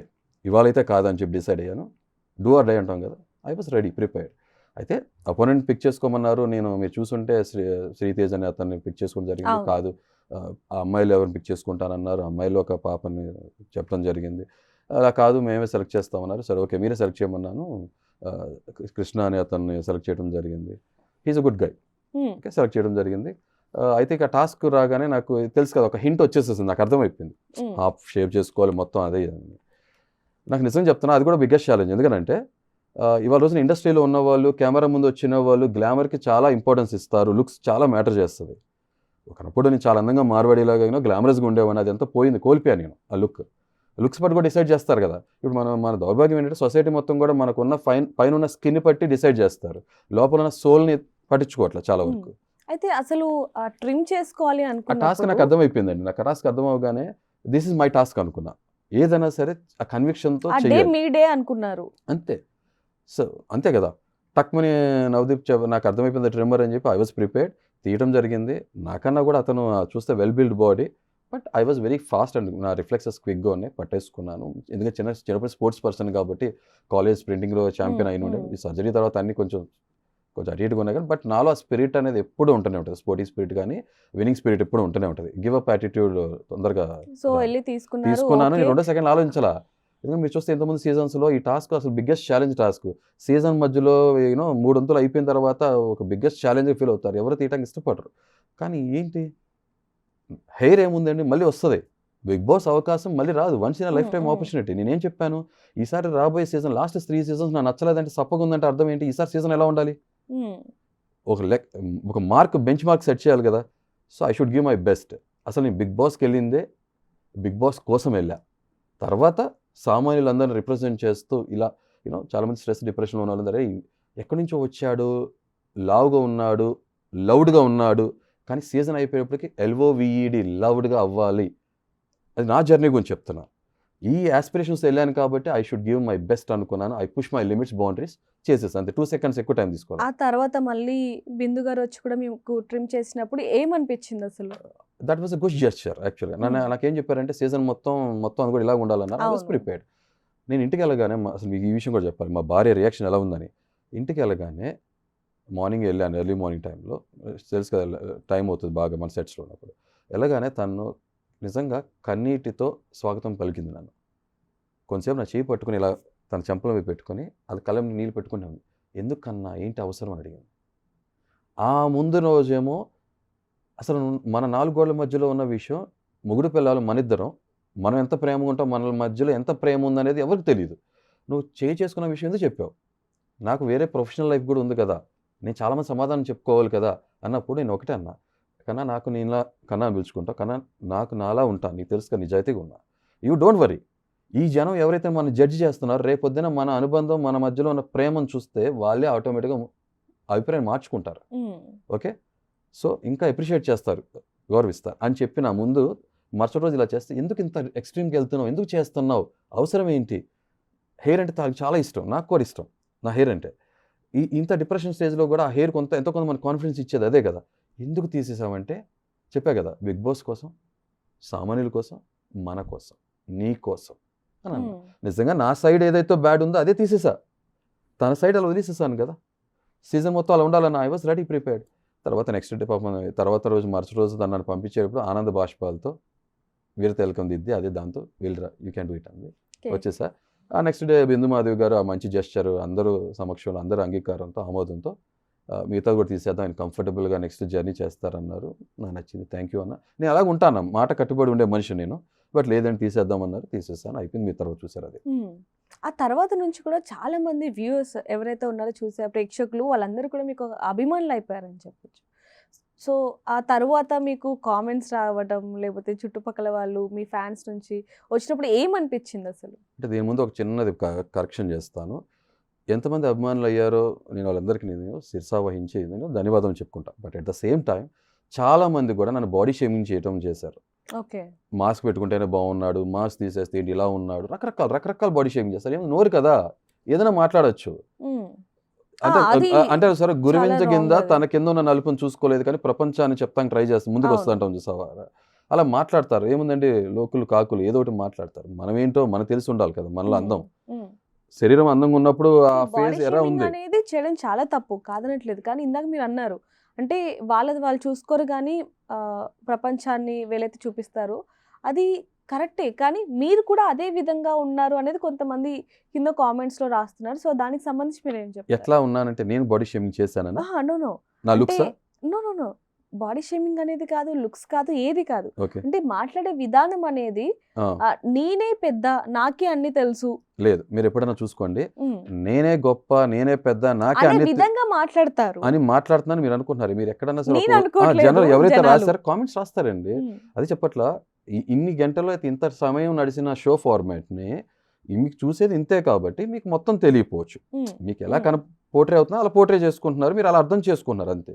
అది మీ విచక్షణ, మీ అబ్జర్వేషన్ స్కిల్స్ మీద ఆధారపడి ఉంటుంది. నేను అనేది ఎవరైతే అలా రాస్తున్నారో వాళ్ళ గురించి చెప్తున్నా. నాకే తెలుసని ఎప్పుడు చెప్పను, నాకు తెలిసినప్పుడు నాకు తెలిసింది ఇదని చెప్పంట, నాకు తెలియదు అని ఒప్పుకుంటా, బోల్డ్గా నేను ఒప్పుకుంటా, రైట్ అంట, అంతే సింపుల్. మీరు అంతా చూడలేదు కాబట్టి మీకు నా గురించి తెలియదు కాబట్టి మీరు జస్ట్ జడ్జ్మెంటల్ ఇస్తున్నారు అంతే కామెంట్స్. ఓకే, అంటే మాట్లాడే విధానం కూడా కొంచెం కోపిస్టి లాగా కొంచెం సీరియస్ గా మాట్లాడుతూ ఉంటారు, అది ఎంతవరకు కరెక్ట్ అంటూ కూడా కొంతమంది నేను డెఫినెట్గా ఒప్పుకుంటా. ఎందుకంటే నేను పెరిగిన వాతావరణం, చిన్నప్పటి నుంచి నా చైల్డ్హుడ్నెస్ కానీ, నా లైఫ్ కానీ, బాల్యం కానీ, నా ఆ దశలు ఏదైతే ఉన్నాయో, ఇంటర్మీడియట్ నుంచి కొన్ని సంవత్సరాలు రెమో పీరియడ్ నడిచింది, లవర్ బాయ్ ఎలిమెంట్ నడిచింది ఒక 5 years 6 years. తర్వాత నా లైఫ్ పార్ట్నర్ లైఫ్లోకి వచ్చినాక షీఈ్ మై గర్ల్ అనుకున్న తర్వాత ఆ రెమో యాంగిల్ పోయింది, రెమో యాంగిల్ లేదు. ఫస్ట్ నుంచి చిన్నప్పటి నుంచి అపరిచితుడు నాలో ఉంటూనే ఉండేవాడు, ఆ కోపం, ఆ పెరిగిన వాతావరణం చెప్పాను కదా, చైల్డ్హుడ్లో ఆ అబ్యూజెస్ కానీ ఏదైనా సరే కారణాల వల్ల నేను అలా పెరగడం జరిగింది. అంటే బిగ్ బాస్ షోకి వస్తున్నారు కాబట్టి ఈ విధంగా మాట్లాడుతున్నారు అనుకోవచ్చా, లేకపోతే మీకు ఒక స్టార్టింగ్లో పాయింట్ చెప్పి అక్కడితో మీరు పసిగట్టేయాలి. ఒక మనిషి తిరుపతిలో ఉండి నా ఫోన్ చేసి, ఏమండి బిగ్ బాస్ షో కోసం నేను పుట్ల, నాకు ఫిట్ అయ్యే షో కరెక్ట్గా బిగ్ బాస్, కరెక్ట్గా చెప్పాలంటే అంటే నేను ఇలా ముక్కుసూడి తత్వంగా ఉంటా. ఇదే నేను రియల్ లైఫ్లో కూడా మా ఫాదర్ మా మదర్ అయితే మా చుట్టుపక్కల పరిసర ప్రాంతాలు అడిగేస్తే వాళ్ళు చెప్పేస్తారు ఇతను ఎంత ప్రేమగా ఉంటాడో, కోపం వస్తే అంతే రివర్స్లో రెబల్లో ఉంటాడని తెలుసు అది. సో ఇలాగే ఉంటా, దిస్ ఇస్ మీ అంతే. ఫేక్గా అగ్ని క్రియేట్ చేసింది. పరీక్షలో మీకు కాంపిటీషన్ ఎవరు అనుకుంటున్నారు మీరు? దీన్ని మాట్లాడడం చాలా తప్పండి. ప్రతి మనిషికి తన లైఫ్ తనకి మ్యాటర్ చేస్తుంది కాబట్టి నాకు ఎవరితో కాంపిటీషన్ కాదు. ఇది నేను అహంకారంతో చెప్పట్లా, నిజం చెప్తున్నా. నేను ఇన్ని సంవత్సరాలు నా లైఫ్ పర్పస్ ఆఫ్ లైఫ్ ఏంటనే తెలుసుకుందామని అన్వేషణలో బయటకు వచ్చిన వాడిని. నాకు బిగ్గెస్ట్ ఛాలెంజెస్ నాకు నేనే, నాకు నాతోనే ఘర్షణ, నాకు నాతోనే సంఘర్షణ. సింపుల్. శారీరకంగా మానసికంగా రెండు. అది చెప్తున్నా కదా, బిగ్ బాస్ అనే నా జర్నీలో ఒక మైల్ స్టోన్ లాంటిది, ఒక స్టేజ్ లాంటిది. ఓకే, ఆ షో ఫార్మేట్ నాకు ఒక రకమైన ఊరటనిచ్చింది నా టఫ్ టైంలో. సో షోకి ఏదో ఒకటి ఇవ్వాలి అని అదే సామాన్యుల నుంచి అన్నప్పుడు నిజమైన సామాన్యుడు నేను వస్తున్నాను కదా. సో సామాన్యులు కొంతమంది చూసినా గొప్ప గొప్ప మాటలు, ఇన్స్పిరేషన్, రోల్ మోడల్ మాటలు మాట్లాడు. అట్లా కొంతమంది చూసారే, దృఢ సంకల్పం ఉంటే, ఆ సాహసం, ఆ సహనం ఉంటే ఏ సామాన్యుడైనా తన రంగాల్లో చూస్ చేసుకున్న రంగాల్లో రాణించగలడు. లైఫ్ గివ్ అప్ ఇవ్వకూడదు. ఓకే, లైఫ్ అనేది ఒక వరం అని తెలుసుకొని అట్లీస్ట్ కొంతమంది ఆ ఆలోచన కలిగితే చాలా ఉద్దేశంతో బిగ్ బాస్ అనేది ఒక మజిలీ అనుకోండి అంతే. ఇది డెస్టినేషన్ గమ్యం కాదు. అందులో ఎవరు మీకు కాంపిటీషన్ అనుకోవట్లేదా? అది చెప్తున్నాను జస్ట్ కదా, నార్మల్ గా కూడా అంటే కొంతమంది ఏదైనా టాస్క్ లో కావచ్చు, లేకపోతే వాళ్ళు వే ఆఫ్ టాకింగ్, లేకపోతే ఇదంతా కూడా మీకు చూసినప్పుడు అరే ఒకవేళ ఏదైనా టాస్క్ చేస్తే వీళ్ళతో చేయాలి, వీళ్ళని బీట్ చేయాలి అన్నట్టు ఏది అనిపించలేదా అసలు మీకు? అంటే నీకు ఇక్కడ ఒక విషయం చెప్తా. ఇప్పుడు నేను రన్నింగ్ రేస్లో ఛాంపియన్ అయినప్పుడు నా పక్కన ఇంకో ఎవరు ఎంత బాగా పరిగెత్తారని ఆలోచించినప్పుడు నేను అతన్ని ఓడించాలనుకుంటా. నా ఫుల్లెస్ట్ పొటెన్షియాలిటీ కోసం నేను పరిగెత్తాలా, లేకపోతే అతను ఓడించాలి అని అనుకోవాలా? అతను 1 minute 11 seconds కంప్లీట్ చేశాడు అనుకుందాం, నేను 10 seconds పరిగెత్తాలనుకుంటాం కరెక్టా? లేదరా నేను నా ఫుల్లెస్ట్ పొటెన్షియాలిటీ 9 seconds పరిగెత్తగలను అన్నప్పుడు అది పరిగెత్తడం కరెక్టా? మనతో కంపీట్ చేసుకోవాలి, మన బెస్ట్ పొటెన్షియాలిటీ ఇవ్వాలి. అలాగే టాస్క్లో కొంతమందికి కొన్ని స్ట్రెంగ్స్ ఉంటాయి, కొన్ని వీక్నెస్ ఉంటాయి, రకరకాలుగా ఉంటారు కదా పర్సనాలిటీస్. సో నేను వాళ్ళతో పోటీ పడినప్పుడు నేను బెంచ్ మార్క్ పెట్టుకుంటాం అనేది కరెక్ట్ కాదు. నా పొటెన్షియాలిటీ ఏంటి అనేది నేను బయట చూపించాలి అంతే. Okay, simple. అయితే ఇక్కడ ఒక చిన్న క్వశ్చన్ అండి, ఇన్ఫ్లుయెన్సర్ కి హీరోకి తేడా ఏంటి? Celebrity and influencer subject correct and common man, 3 categories. Actual నాకు ఇంతకుముందు తెలిసిన 2 కేటగిరీసే, కామన్ మ్యాన్, సెలబ్రిటీ. ఇన్ఫ్లుయెన్సర్ అని మధ్యలో ఒకటి పాపప్ అయింది. ఓకే, ఒక ప్రస్తావన వచ్చింది, దాని గురించి చెప్తాను. ఫస్ట్ కామన్ మ్యాన్, సెలబ్రిటీ అనేది క్లియర్ డెఫినేషన్ చెప్పేస్తా. కామన్ మ్యాన్ సర్వసాధారణమైన మనిషి. తను పబ్లిక్లో ఉండడు, ఒక ప్రైవేట్ లైఫ్ లీడ్ చేస్తుంటాడు. ఓకే, మహా అయితే బంధుమిత్రులు, తను ఉన్న కాలనీలో, వర్క్ ఎన్విరాన్మెంట్లో ఏదైతే ఉందో, ఉద్యోగంలో, జాబ్లోనో లేదా బిజినెస్లోనో గుర్తిస్తారు జనం. చాలా సింపుల్ ప్రైవేట్ లైఫ్. తర్వాత అతను ఎక్కువ మందిని ఇన్ఫ్లుయెన్స్ చేయలేడు, ప్రభావితం చేయలేడు, అవునా కదా? అది ఒక సెలబ్రిటీ అంటే లైఫ్లో వాళ్ళు ఒకటి అచీవ్ చేశారు, సాధించారు వాళ్ళ రంగాల్లో, అది ఏదైనా ఉండొచ్చు, సినీ ఇండస్ట్రీయో, గ్లామర్ ఇండస్ట్రీయో కాదు, క్రికెట్, స్పోర్ట్స్, ఎనీథింగ్ వాళ్ళ లైఫ్లో అచీవ్ చేశారన్నప్పుడు జనం వాళ్ళని గుర్తిస్తుంటారు. వాళ్ళు జనం పబ్లిక్లోకి వచ్చి ఉంటారు, పబ్లిక్ నోటీస్ చేస్తుంటారు, ఒక గుర్తింపు ఉంటుంది. వాళ్ళు చెప్తే ఒక మాట ఇన్ఫ్లుయెన్స్ అవుతారు పబ్లిక్. ఎంత స్కేల్లో ఇన్ఫ్లుయెన్స్ అవుతారు అనేది ఆ సెలబ్రిటీకి ఉన్న చరిష్మా, స్టార్డమ్ మీద ఆధారపడి ఉంటుంది, అంతే కదా? సింపుల్ డెఫినేషన్స్, ఇది గూగుల్ డెఫినేషన్ కూడా ఇదే. ఇప్పుడు మీడియా రకరకాల ఫేజెస్ చూసింది, ప్రింట్ మీడియా, ఎలక్ట్రానిక్ మీడియా, ఇప్పుడు సోషల్ మీడియా నడుస్తుంది. ఇప్పుడు సోషల్ మీడియా ఏరియాలో వచ్చి వర్క్ చేసే యూట్యూబర్స్ కానీ ఇన్స్టాగ్రామ్ వీళ్ళందరూ ఏమంటారు, ఇన్ఫ్లుయెన్సర్స్ అంటున్నారు కదా. ఇన్ఫ్లుయెన్సర్స్ మీనింగ్ ఏంటి? వీళ్ళు పబ్లిక్ ఇన్ఫ్లుయెన్స్ చేస్తున్నారు. అయితే మామూలుగా అక్కడ ఉన్న టాస్క్ ఏవైతే ఉన్నాయో అవి కొంచెం అంటే ఏంటి టాస్క్ అనేటట్టుగా ఉన్నాయని చెప్పొచ్చు. ఒకటి షర్ట్ విప్పేయటం, వ్యాక్స్ వేయటం, ఇవన్నీ కూడా చూస్తున్నాం మనం. అవి సిల్లీ అనుకోవాలా, లేకపోతే ఇక్కడే ఇలాంటి టాస్క్లు ఉన్నాయంటే బిగ్ బాస్ లింక్ ఎలా ఉంటుంది, వేరే లెవెల్ అనుకోవాలా? ఏం చెప్తారు అసలు? ఈసారి మీరు ఒక క్యాప్షన్ ట్యాగ్ లైన్ విన్నారు లేదు, ఇది చదరంగం కాదు, రణరంగం, అగ్ని పరీక్ష. అంటే సామాన్యుడు ఎవరైతే ఉన్నాడో, వచ్చే సామాన్యుడు ఎంత పొటెన్షియల్ అయి ఉండాలంటే రేపొద్దున మెయిన్ హౌస్లోకి వెళ్తే ఎలాంటి సిచ్యువేషన్ అయినా సరే నిలదొక్కగలడా లేదా అని బెస్ట్ పీపుల్ పుల్అవుట్ చేయాలంటే అగ్ని పరీక్ష అంతే టఫ్గా ఉండాలి, డిఫికల్ట్గా ఉండాలి. సో టాస్క్ దాని తగ్గట్టే డిజైన్ చేయడం జరిగింది. 1 minute వెయిట్ గెయిన్ అవ్వాలి 1 kg అనేది, అది ఎలా చూడొచ్చు అసలు? అక్కడ మన సమయస్ఫూర్తి, మన smartness, at the same time మన కెపాసిటీ. తినాలి, ఏది ఈజీగా ఫ్రీగా రాదు లైఫ్లో, తినాలి.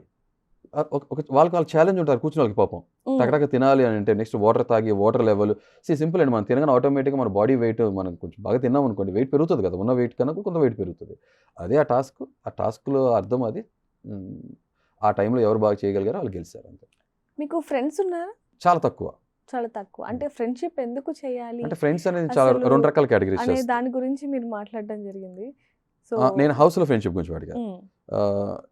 చాలా సింపుల్ లాజిక్ అండి. బయట హౌస్ బయట నిజ జీవితంలో మీరు మీ ఫ్రెండ్‌ని గెలిపించాలనుకుంటారా? ఓడించాలనుకుంటారా? గెలిపించాలనుకుంటాం ఆబ్వియస్లీ. అదే షోలోకి వెళ్ళిన తర్వాత ట్రోఫీ మీ ఫ్రెండ్‌కి ఇస్తారా? మీరు ట్రోఫీ కొట్టాలనుకుంటారా? ఆ ఫ్రెండ్షిప్ మీద డిపెండ్ అయి ఉంటుంది. ఫ్రెండ్షిప్ బాగుంటే మీ ఫ్రెండ్‌కి ట్రోఫీ ఇచ్చేస్తారా మీరు? Of course. అలాంటప్పుడు మీకోసం ఆడకుండా మీరు ఫ్రెండ్ కోసం ఆడినప్పుడు ఇప్పుడు నేను ఒకటే మాట అడుగుతా. So you don't deserve for the show. ఏం చేస్తున్నారు? మిమ్మల్ని మీరు సాక్రిఫైస్ చేసుకుంటున్నారు మీ ఫ్రెండ్ కోసం.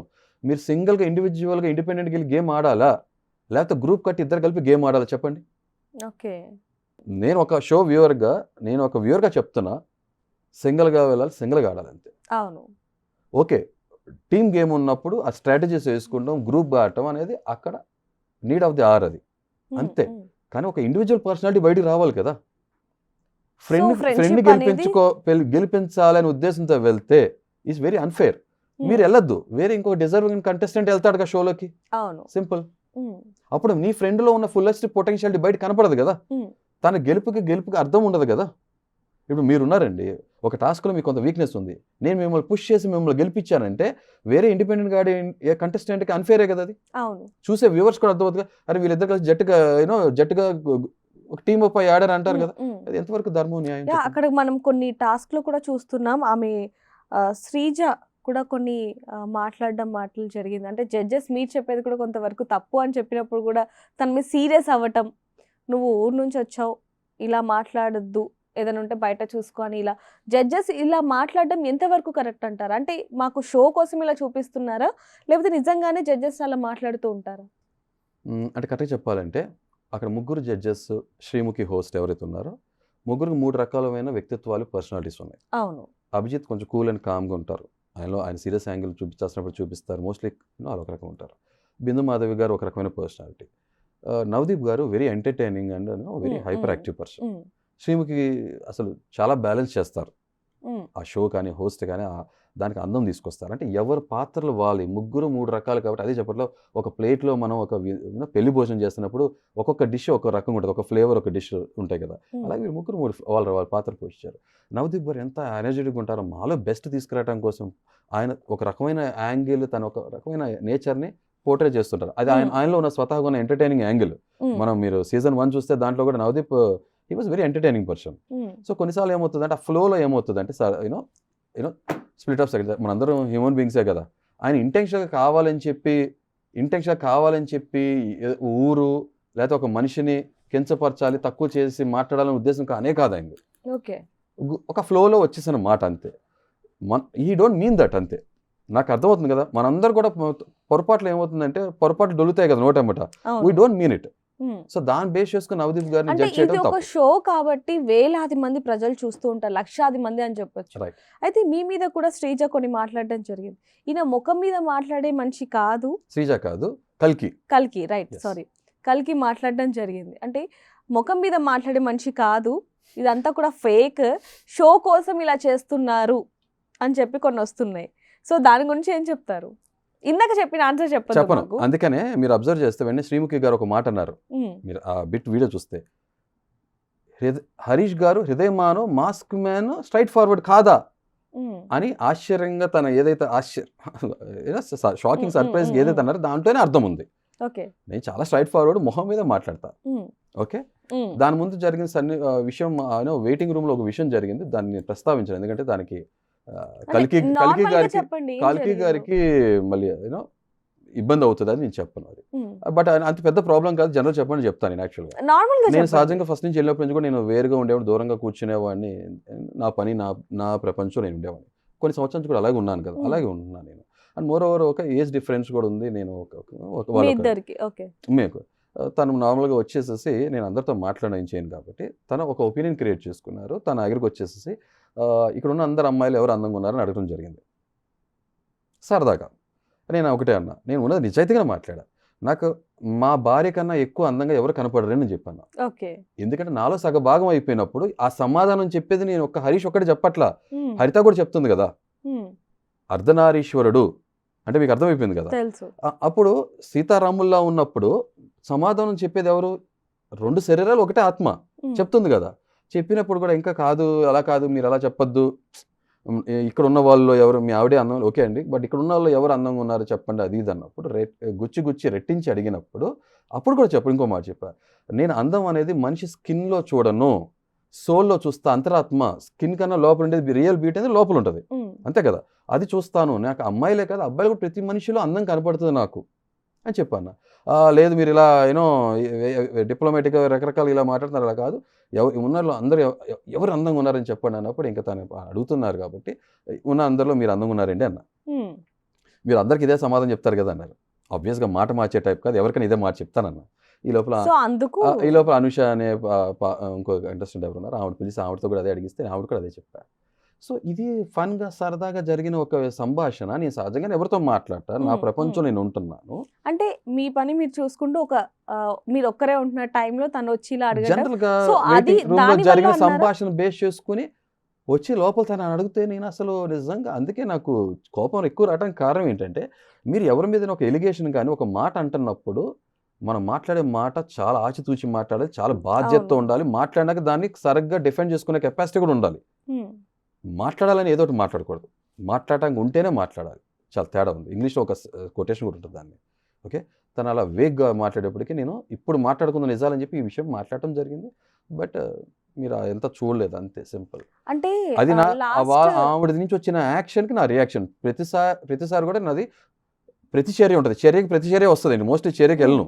అది లాస్ట్ టైం మనం చూడొచ్చు బిగ్ బాస్ 8లో పల్లవి ప్రశాంత్ మనందరికి కూడా తెలుసు, బిగ్ బాస్ 7.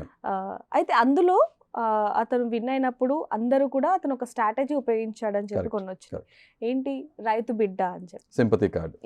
అయితే ఇప్పుడు మీరు కూడా నిజాయితీ పరుణ్ణి అని చెప్పి మీరు కూడా ఒక సింపతి కార్డ్ ప్లే చేస్తున్నారు అంటున్నారు. సో దాని గురించి మీరు ఏం చెప్తారు? నేను నిజాయితీ పరుడు కాదన్నప్పుడు ఇప్పుడు నాకు పర్సనల్ లైఫ్, వ్యక్తిగతమైన జీవితం బయట ఉంది కదా, నాకు పర్సనల్ లైఫ్ ఉంది కదా. నా భార్యను కొట్టాను విషయం ఎందుకు చెప్పాలి? అదే సింపతి కార్డ్ కోసం సింపతి ఎలా వస్తుంది మీకు తెలుసా లేదా? బయట నేను ఎలా ట్రోల్ అవుతున్నాను తెలుసా మీకు? తెలుసు, చూసాం. కామెంట్స్ ఏం మాట్లాడుతున్నారు తెలుసా? చూసాం. కామెంట్స్ ఏం పెడుతున్నారంటే, ఈ మాస్క్ మన బయట కనపడితే నేను కొడతా. ఇప్పుడు నేను కొడతా అన్నాను, నాకు వాళ్ళకి ఏం తేడా ఉంది? సింపతి కార్డ్ ఎక్కడ వచ్చిందంటే రాలేదు. ఓకే, తర్వాత కొంతమంది అసలు సింపతి అనే మ్యాటర్ లేదండి. ఇక్కడ 2 రకాలు చూస్తున్నారు జనం. కొంతమందికి ఏమో చాలా విపరీతమైన కోపం, సో కాల్డ్ ఎవరైతే ఫెమినిస్టులు ఉంటారో, ఆడవాళ్ళని ఉద్ధరిస్తామని చెప్పి గొప్ప గొప్ప మాటలు కెమెరాల ముందు మాట్లాడటమో లేకపోతే బయట మాట్లాడతారో, వాళ్ళు ఆచరించరు. మనం మాట్లాడతాం, చెప్తాం అంతే. వాళ్ళందరికీ ఏమో వైఫ్ కొట్టాడనే విషయంలో కోపం. కొంతమంది సెట్ ఆఫ్ పీపుల్ మాత్రం ఈయన నిజాయితీగా మాట్లాడుతున్నారు, ఆ నిజం ఎందుకు చూడట్లేదు అంటున్నారు. అంతే, ఇక్కడ సింపతి అనే ఆస్పెక్టే లేదు. సింపుల్ 2 ఎలిమెంట్స్ చూస్తున్నారు పబ్లిక్, కోపం, నిజాయితీ పరంగా అప్రిషియేషన్, ఈ 2 చూస్తున్నారు అంతే. ఇప్పుడు చాలా షోస్ చూసాం మనం, బిగ్ బాస్ లో ఉన్నప్పుడు వాళ్ళ రియాలిటీ అనేది బయటపడుతుంది. సో దాని వల్ల వాళ్ళు కొంచెం నెగిటివ్ అయ్యే ఛాన్సెస్ కూడా చాలా ఉన్నాయి, తక్కువ కూడా కాదు. మరి మీరు అక్కడికి వెళ్ళాక మీ నెగిటివ్ బయటపడితే మరి ఏంటి పరిస్థితి? నన్ను మార్చుకోవాలంతే. Simple logic. ఇప్పుడు నిజంగా నెగిటివ్ అని చెప్పి మెజారిటీ ఆఫ్ పీపుల్ నాకు చెప్తున్నప్పుడు, you should be good observer and listener also కదా. మనం తెలుసుకోవాలి, పునర్పరిశీలించుకుంటాం అంటారు కదా, మళ్ళీ ఒకసారి రీథింక్ చేసుకోవాలి, అనలైజ్ చేసుకోవాలి, ఎందుకు చెప్తున్నారు. ఎవరైనా అంటున్నారంటే అంటాం కన్నా కూడా చెప్తున్నారనే విషయం అర్థం చేసుకుంటే ఫస్ట్ ఫేజ్లో మనకు అర్థమవుతాం, they are trying to convey something to us. కానీ వాస్తవం మొత్తం మనకు తెలిసినప్పుడు, వాళ్ళకి మొత్తం తెలియకుండా హాఫ్ నాలెడ్జ్ మిడిమిడి జ్ఞానంతో మాట్లాడుతున్నప్పుడు వీ కెన్ రూల్ అవుట్ అని మనం చెప్పొచ్చు. మన వర్షన్, మన పాయింట్ ఆఫ్ వ్యూ, పిఓవి ఏంటో మనం చెప్పుకోవచ్చు. లేదండి మీరు ఇలా చూడలేదు కదా, మేము ఇది పలానా చెప్పుకోవచ్చు, అంత సింపుల్. ఇప్పుడు మీరు బిగ్ బాస్లో ఇప్పుడు ఈ అగ్ని పరీక్షలోని ఇన్ని టాస్క్లు ఉన్నాయి కదా, మెయిన్లోకి వెళ్ళాక అంటే బిగ్ బాస్లోకి వెళ్ళాక ఇంకా అంతకు మించి ఎక్కువ ఉండొచ్చు, ఉంటాయి, మనం అనుకున్నాం కూడా. అయితే అక్కడికి వెళ్ళాక మీ వైఫ్కి సంబంధించి ఏదైనా టాస్క్ వస్తే చేస్తారా? లైక్ ఉదాహరణకి క్లియర్గా అంటే ఎక్స్ప్లెయిన్ ఇన్ డీటెయిల్, క్లియర్గా చెప్పండి నాకు, దానిపై నేను చెప్తాను. అంటే అక్కడ దాదాపుగా 105 లేకపోతే ఇంకెక్కువ రోజులు, ఉదాహరణకు మా వైఫ్ ఫోటో ఇచ్చేసి తగలబెట్టాలి, లేకపోతే ఏదైనా ఒక డివోర్స్ పేపర్స్ తీసుకొచ్చి అందులో సైన్ చేయాలి అనేవి, ఇలాంటివి చేస్తారా? అంటే ఇప్పుడు 2 విషయాలు చెప్తా. నేను నా వైఫ్ ఫోటోని ప్రేమించానా, నా వైఫ్ని ప్రేమించానా? మీ వైఫ్ని. నా వైఫ్ నాలో సగం ఉన్నప్పుడు ఫోటో ఎలా మ్యాటర్ చేస్తుంది? ఓకే, ఫోటో అయిపోయింది. ఇప్పుడు డివోర్స్ పేపర్, ఒక ఇద్దరు మనుషుల్ని వాళ్ళ జీవితాన్ని ఒక పేపర్ డిసైడ్ చేయగలదా? మరి ఇప్పుడు డిసైడ్ చేయట్లేదు అంటారా? అది మన రాజ్యాంగం లేకపోతే మన చట్టాలు, మన పెట్టుకున్న సిస్టమ్ అది డిసైడ్ చేయలేదండి. మిగతా వాళ్ళకి నాకు తెలియదు, నా గురించే చెప్తున్నా. ఒక డివర్స్ పేపర్ నా వైఫ్ నా నుంచి దూరం చేయలేదు. ఓకే. సింపుల్. అన్ని డేస్ మీ వైఫ్‌ని చూపించకుండా, మాట్లాడకుండా ఉండగలరా మీరు? కష్టంగా ఉంటుంది అది. హ్మ్. ఎందుకంటే వదిలి లేను కదా. అట్లీస్ట్ మా పేరెంట్స్ నుంచి అంటే దూరంగా ఉన్నాను. కానీ మా వైఫ్ నుంచి వదిలి ఎక్కువగా లేను కదా. హ్మ్. సో కాబట్టి నాకు చాలా కష్టంగా అనిపిస్తుంది. బట్ చేసేది చెప్పా కదా, బిగ్ బాస్ కోసం, తన కోసం. ప్రజల కోసం, సామాన్యుల కోసం, హ్మ్. తన కోసం, మా కోసం, నన్ను నమ్ముకున్న వాళ్ళ కోసం వచ్చినప్పుడు ఏది ఈజీగా రాదుగా లైఫ్లో. హ్మ్. అంతే.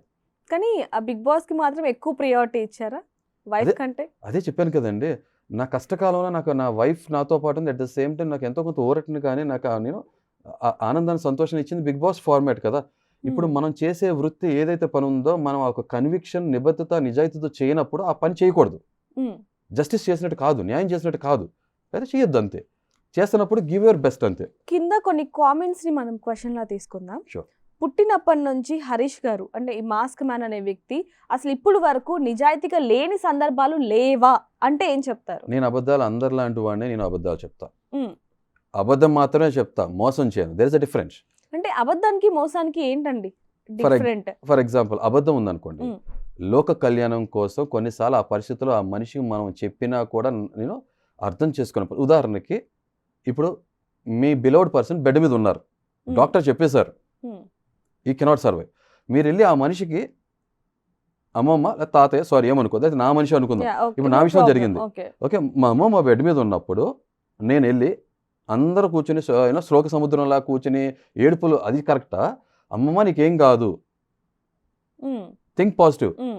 అనే పాజిటివిటీ ఇవ్వటం, చెప్పడం కరెక్టా? మీరు ఏది కరెక్ట్ అనుకున్నప్పుడు అక్కడ అబద్ధం చెప్తున్నాను కదా. ఓకే. ఆ సిట్యుయేషన్ వేరు. నేననేది ఆ నిజ సిట్యుయేషన్‌లో జీవితంలో అనట్లేదు. నిజ జీవితంలో సిట్యుయేషన్స్ చెప్తున్నా. అనేవి మారుతూ ఉంటాయి ఉదాహరణ కాబట్టి చెప్తున్నా కదండి. మీరు కూడా మారుతూ ఉంటారు. అదే చెప్తున్నా, నేను అబద్ధం లోక కళ్యాణం. ఉదాహరణకి ఆ సాక్షాత్తు శ్రీకృష్ణుడే కురుక్షేత్ర యుద్ధంలో అశ్వత్థామ అతః హ్మ్. కుంజరహ అని చెప్పాను. అంటే ఇప్పుడు శ్రీకృష్ణుడు అబద్ధం చెప్పినట్ట నో. ఏంటది? లోక కళ్యాణం కోసం చేసింది. హ్మ్. నేను అబద్ధం చెప్తానన్నా, మోసం చేయను. ఆ అబద్ధాన్ని పట్టుకొని వేరే వాళ్ళ లైఫ్ ఎఫెక్ట్ అవటమో, ఏదో ఒకటి చేయటం, మోసం చేయటం, హ్మ్. అది చేయను. ఓకే. ఇప్పుడే నేను మీలో 2 షేడ్స్ చూసాను. ఇందాక నాతో మాట్లాడినప్పుడు నేను అసలు అబద్ధం చెప్పను. అలా ఒక నిమిషం. ఒకరితో నిజాయితీగానే ఉంటాను. ఉన్నది ఉన్నట్టుగా మాట్లాడతానని చెప్పారు నాతో ఇందాక. మనం బయట మాట్లాడుకున్నప్పుడు. మరి ఇప్పుడు అలా మాట్లాడతాను అంటున్నారు. మరి ఇక్కడే మీరు 2 షేడ్స్ చూపిస్తున్నారు అంటే మరి అక్కడ నేను ఎలా ఒక నిజం ఉంటుంది? చెప్తేనే, నేషనల్ టెలివిజన్ మీద ఒక నిజం చెప్తేనే జనం అర్థం చేసుకోలేకపోయారు. హ్మ్. ఇలా అన్ని చోట్ల అన్ని నిజాలే చెప్పుకుంటూ వెళ్తున్నాం అనుకోండి, అన్ని చోట్ల నిజాలే చెప్పుకుంటూ వెళ్తున్నాం అనుకోండి, ఇవాళ రోజు నేను ఇక్కడ భూమి మీద బతికే ఉండనేమో. చాలా సింపుల్ చెప్తున్నా. అంటే మీకు అందరూ వాస్తవ బతకట్లేదంటారా? పరిస్థితులు తెలుసుకో బయట. ఆ.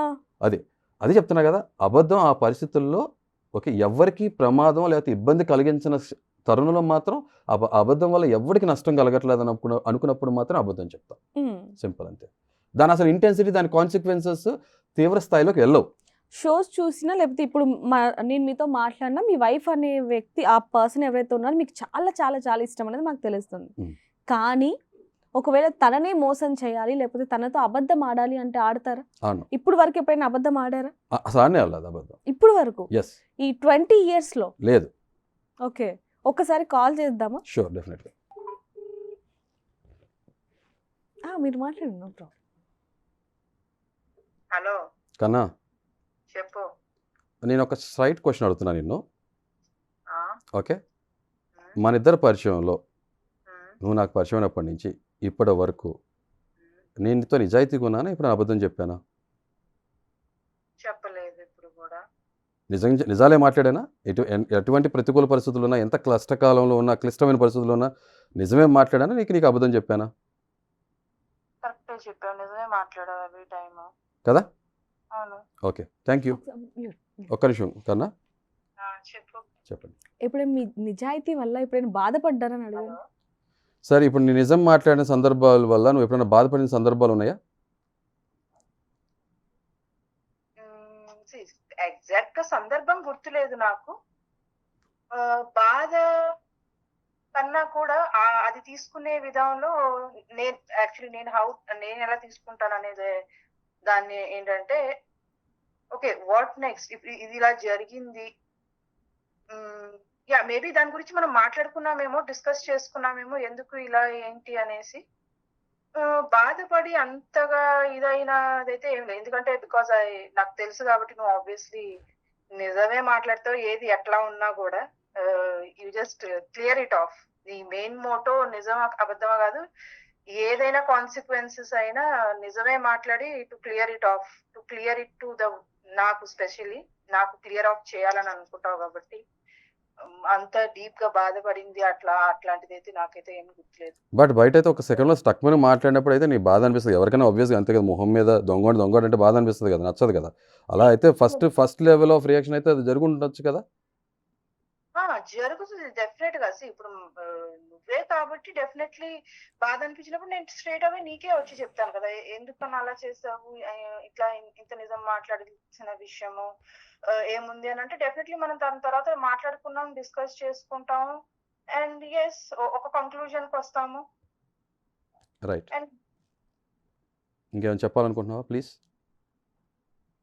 As of now nothing. Okay. అంత బాధపడిన విషయాలు అయితే లేదు.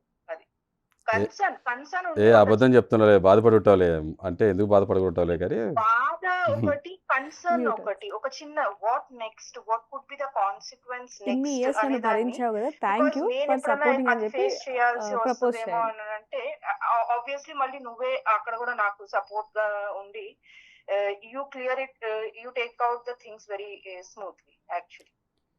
ఓకే, సో నువ్వు చెప్పిన దానికి ఆబ్వియస్లీ మళ్ళీ the point you put across అవి మళ్ళీ నిజాలే అవుతాయి కాబట్టి డెఫినెట్లీ మనం అందరం నిజాన్ని యాక్సెప్ట్ చేయాలి కాబట్టి. బట్ నేను అంత హార్ష్గా స్ట్రైట్ ఫార్వర్డ్గా ముక్కుసూటిగా కొండ బద్దలు కొట్టినట్టు మాట్లాడినప్పుడు కర్ర ఇచ్చినట్టు మాట్లాడినప్పుడు చాలాసార్లు అందరూ బాధపడతారు, బయట చాలామంది హర్షించరు, చాలామంది నాతో విభేదిస్తారు కదా, తెలుసు కదా నీకు ఏం జరుగుతుంటుందో నా విషయంలో. కానీ నువ్వు నిజంగా ఇన్ని సంవత్సరాలు నన్ను నాలో ఇదైతే పర్సనాలిటీ ఉందో భరించి ఇన్ని సంవత్సరాలు నువ్వు నాతో ఉన్నందుకు రియలీ థ్యాంక్స్ ఎ లాట్. భరించి ఉండటం అంటే అది నా డెసిషన్ కదా, నేను భరించాలా వద్దా, నేను భరిస్తున్నానా లేకపోతే అది నిజమని యాక్సెప్ట్ చేస్తున్నానా to be a better person and to be అది యాక్సెప్ట్ చేసినప్పుడు ఆబ్వియస్లీ ఆటోమేటికలీ మనకి ఫర్దర్ లైఫ్ కూడా ఈజీ అయిపోతుంది కదా. So this is what is the truth, we should accept it and whatever the consequences, face it and close it there itself. Yeah, maybe దూరం అవుతారేమో జనాలు, maybe ఉంటారేమో, అర్థం చేసుకోరేమో, but మనమైతే చెడ్డవాళ్ళం అవం కదా. సో మనల్ని మనం ఒక బెటర్ పర్సన్ గా obviously this is what is your thought process and I feel that this is the good even to be a good human being. End of the day what we all feel, whatever we do for living or for just making our things to be happen, to be a good person at the end of the day, that's what I feel. It's definitely I accept that this is not easy to be like that, but yes, end of the day what it matters. Thank you. Yeah. ఇంకా చెప్పాలనుకుంటున్నావా? Maybe that's it for now. Nothing much to say. Supporting and thank you. Thank you for supporting me all these years. ధన్యవాదములు. See, that's what we started And our journey, see, right? Please చెప్పు please continue. But that's what the reason for what we have started. Please తెలుగులో మాట్లాడవా? మనం ప్రయాణం మొదలు పెట్టింది దానికోసమే కదా.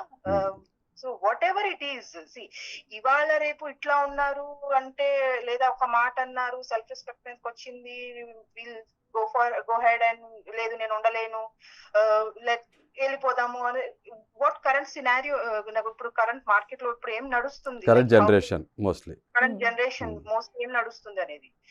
బట్ అది ఎండ్ ఆఫ్ ది డే అది కరెక్ట్ కాదు సొసైటీకి అని నేను ఫీల్ అవుతా యాక్చువల్లీ. కరెక్ట్. మన ఫోర్ ఫాదర్స్ వాళ్ళు ఎలా ఉన్నారు అండ్ ఈవెన్ ఇవాళ రోజు కూడా recently if I'm not taking much time of yours, I just want to just share a simple article. ఇవాళ రేపు జనరేషన్ అంట Gen Z, whom we call as the Gen Z for the 2000 kids, వాళ్ళంట for the peaceful life, they are become very stressed in their lives and very అంటే ఒంటరిగా feel అయ్యి they are again going back to villages అంట. అంటే rural areas కి వాళ్ళు వెళ్ళిపోతున్నారు because they are feeling the relations over there. అక్కడ జనాలు నచ్చుతున్నారంట వాళ్ళకి. ఈవెన్ అది బ్యాక్ టు ద రూట్స్ అంతే. కొంచెం పెద్ద వయసు వాళ్ళకి. Hmm. సో ఇవన్నీ మనం కన్సిడర్ చేస్తే డెఫినెట్లీ దీంట్లో ఏదో ఒక పాయింట్ ఉంది, వి షుడ్ థింక్. అండ్ మన ఇద్దరి విషయానికి వస్తే డెఫినెట్లీ మనం జర్నీ దేనికోసం స్టార్ట్ చేసామనేది we should stick to that point. End of the day ఏం స్టార్ట్ చేసాము? సారీ నేను ఇంటరప్ట్ చేస్తానా? ప్రేమించుకున్నాం, లవ్ కదా, లస్ట్ కాదు కదా, లైక్ కాదు కదా, లవ్. లవ్కి కరెక్ట్ డెఫినేషన్ చాలామంది తెలియదు. ఓకే, దాని తర్వాత మ్యారేజ్ అంటే విలువలతో కూడిన వైవాహిక జీవితం. ఈ రెండిట్లు మనం పెట్టుకున్నప్పుడు ఆ ఆటలకి మనం తలదించుకునేట్టు చేసుకోకూడదు. అలా వాటి విలువలు కాపాడాలి, వాల్యూస్తో ఉండాలి కాబట్టి ఉన్నాం అంతే. డిఫరెన్స్ ఆఫ్ ఒపీనియన్స్ అన్నిసార్లు వస్తుంది. ఎందుకంటే నాకు చేతి మీద 6 రాసుకుంటే నాకు 6లా ఉంటుంది, నీకు 9లా ఉంటుంది అంతే. హూస్ రైట్ హూస్ రాంగ్ అంటే మనం చెప్పలేము అంతే కదా. అంతే. చలో, అది ఒక సఫోకేషన్ ఎన్విరాన్మెంట్ రానంటే ఎవరు ఉండలేరు. డెఫినెట్ గా ఆ ఎన్విరాన్మెంట్ లో ఎవరు ఉండలేరు. మనం ఎవరికి చెప్పని కూడా చెప్పలేము that you should be there.